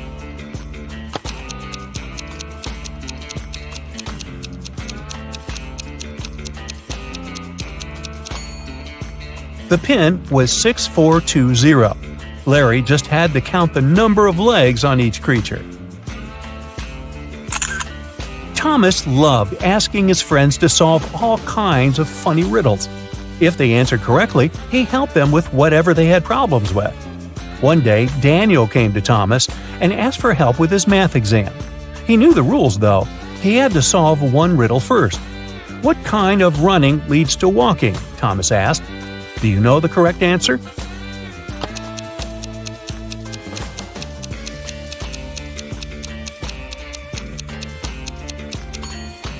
Daniel said, "Running out of gas," and he was right. But helping your friend with exam preparation is a difficult task. That's why Thomas asked Daniel to solve one more riddle. A woman drove from Seattle to Los Angeles. It took her 2 days to get to her destination. That's when she discovered one of her tires was punctured. Then how did she manage to get to Los Angeles? Daniel cracked this riddle. Can you do the same?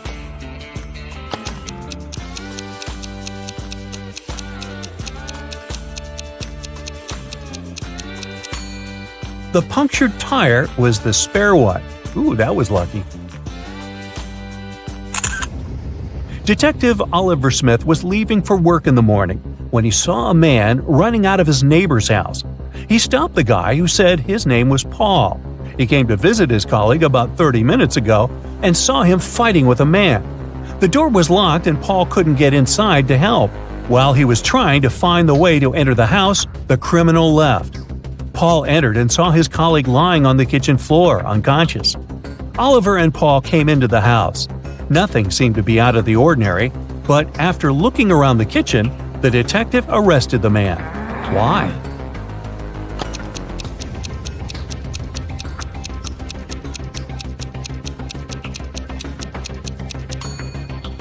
Paul was the one to attack Oliver's neighbor. If his words were true, fried eggs would have already been burned after 30 minutes of cooking. Detective Parkson was working on a tricky case.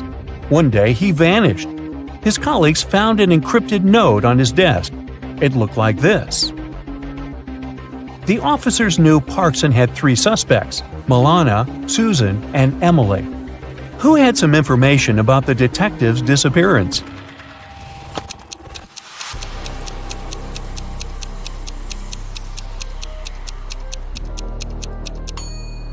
After some time, one of the police officers cracked the code.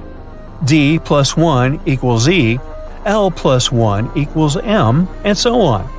It was Emily who knew where the detective was. Well, aren't you the smarty pants? Good work. Yeah.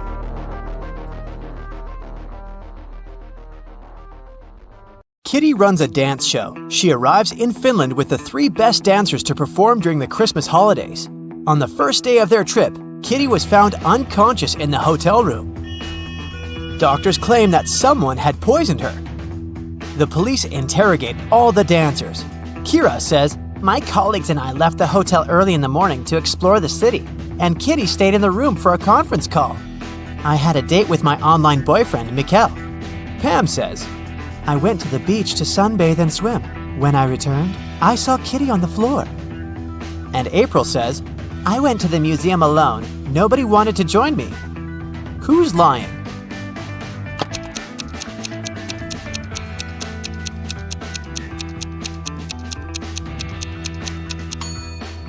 Pam. It's Christmas Eve, so it's too cold in Finland. She couldn't swim in the sea.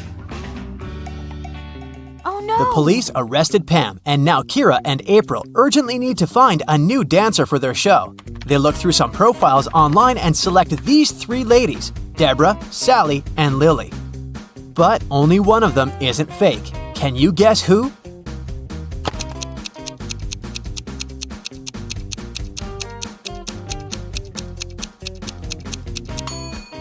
Deborah's profile looks good, but take a closer look at the shadow in her picture.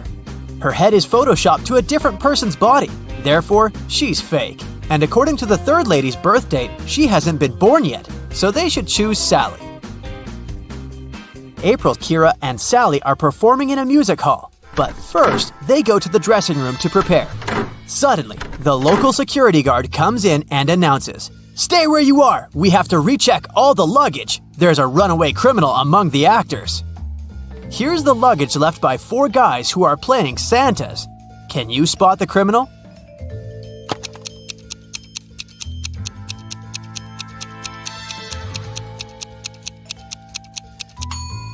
Santa never shaves, so the second luggage looks pretty suspicious because it has shaving cream.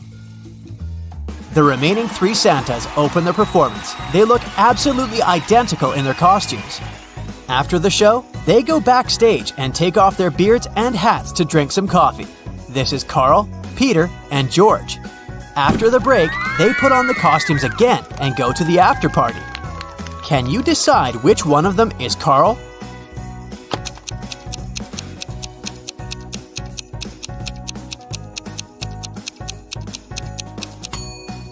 Carl was mixing sugar in his coffee with his left hand. It means that he's left-handed. And this Santa signs an autograph with his left hand. Therefore, he's Carl. After work, Kira and April go to the local parade. Can you help them find a sheep among all these Santas?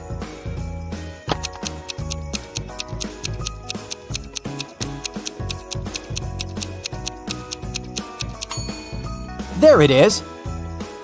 What about these reindeers? Can you see any bears among them?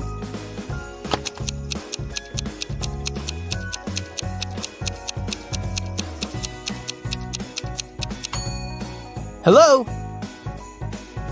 Kira and April enter a shopping mall and face 4 Santas buying gifts for their families. Meanwhile, the mall security guard receives a call from the police. A mysterious thief in a Santa suit has robbed multiple gift shops. They figured out that this mall should be next. The guard asked everybody to stay where they are. Can you help him find the criminal?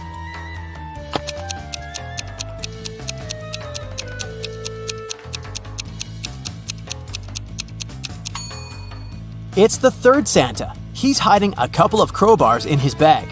Also, his beard and mustache are different from the other Santas. Kira and April decide to throw a party in the hotel room.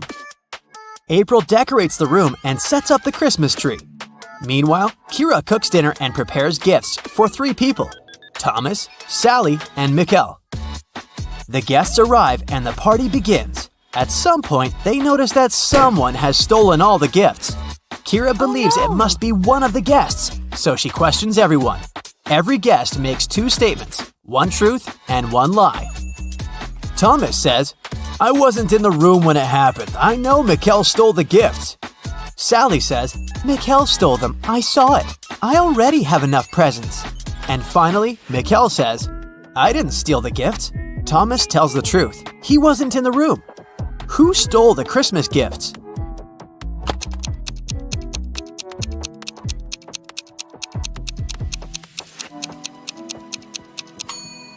If Thomas is the thief, both of his statements would have been false, and if Mikkel is the thief, then all of Thomas's statements would have been true.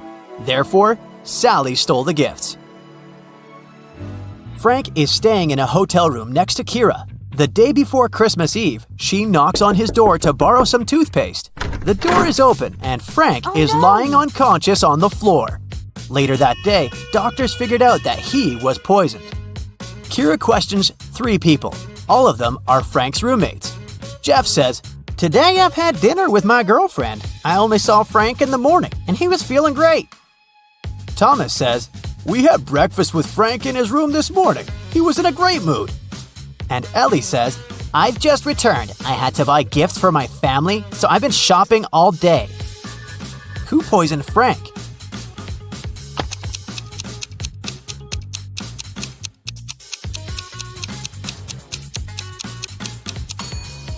The screensaver is out of date. Frank left a hint with his enemy's name. It was Thomas. Kira, April, Mikkel, and Frank rent a cozy country house to celebrate Christmas. April bakes gingerbread men cookies and leaves them to cool down on the kitchen table. She hasn't applied the frosting yet. So, she asks the others to stay away from the cookies. April goes upstairs to change. In 10 minutes, she returns and sees that someone took a bit off every cookie. April gets furious.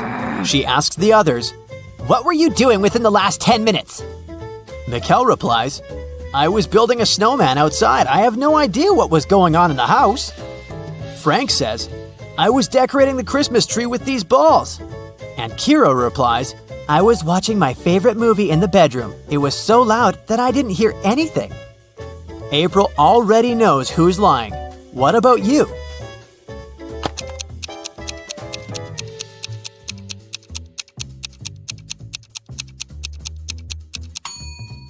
Frank is lying. There's no balls on the tree. Santa comes home earlier and finds his elf Bobby on the sofa. He's bewitched by an eternal sleep spell. Santa asks the other elf, Chuck, a question. What happened here? Only you two were at home. Chuck replies, We were packing the gifts and decided to have a lunch break. Suddenly, I heard a loud sound outdoors and ran out to see what was up. I spent about 20 minutes there, and then I returned back home. Bobby was already unconscious. Santa calls Chuck a liar. Why?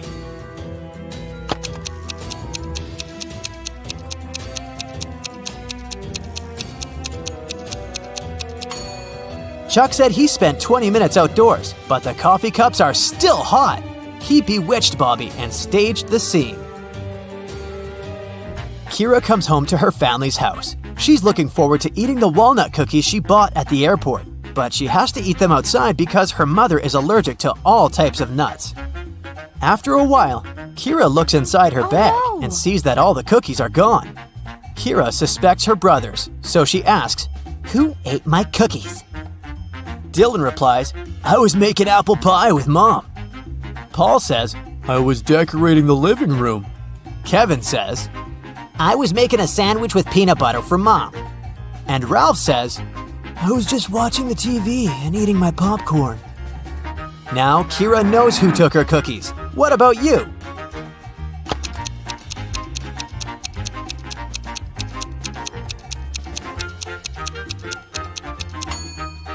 Kevin is lying. They have the same mother, and as we mentioned earlier, she's allergic to all nuts. During the family dinner, Dylan receives an email and begins to cry. Kira asks, What's wrong? Dylan replies, I'm a beginner photographer, and I've sent my best picture to the photo contest. I was expecting to win the first prize, but they disqualified me. Can you figure out why just by looking at this picture?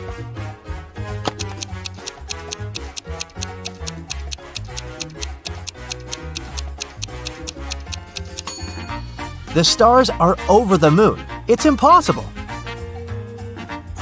Kira is looking for her mother all over the house, but someone used black magic to turn her into a statue. There's a note nearby. It only has a question mark written with green pencil. Kira decides to question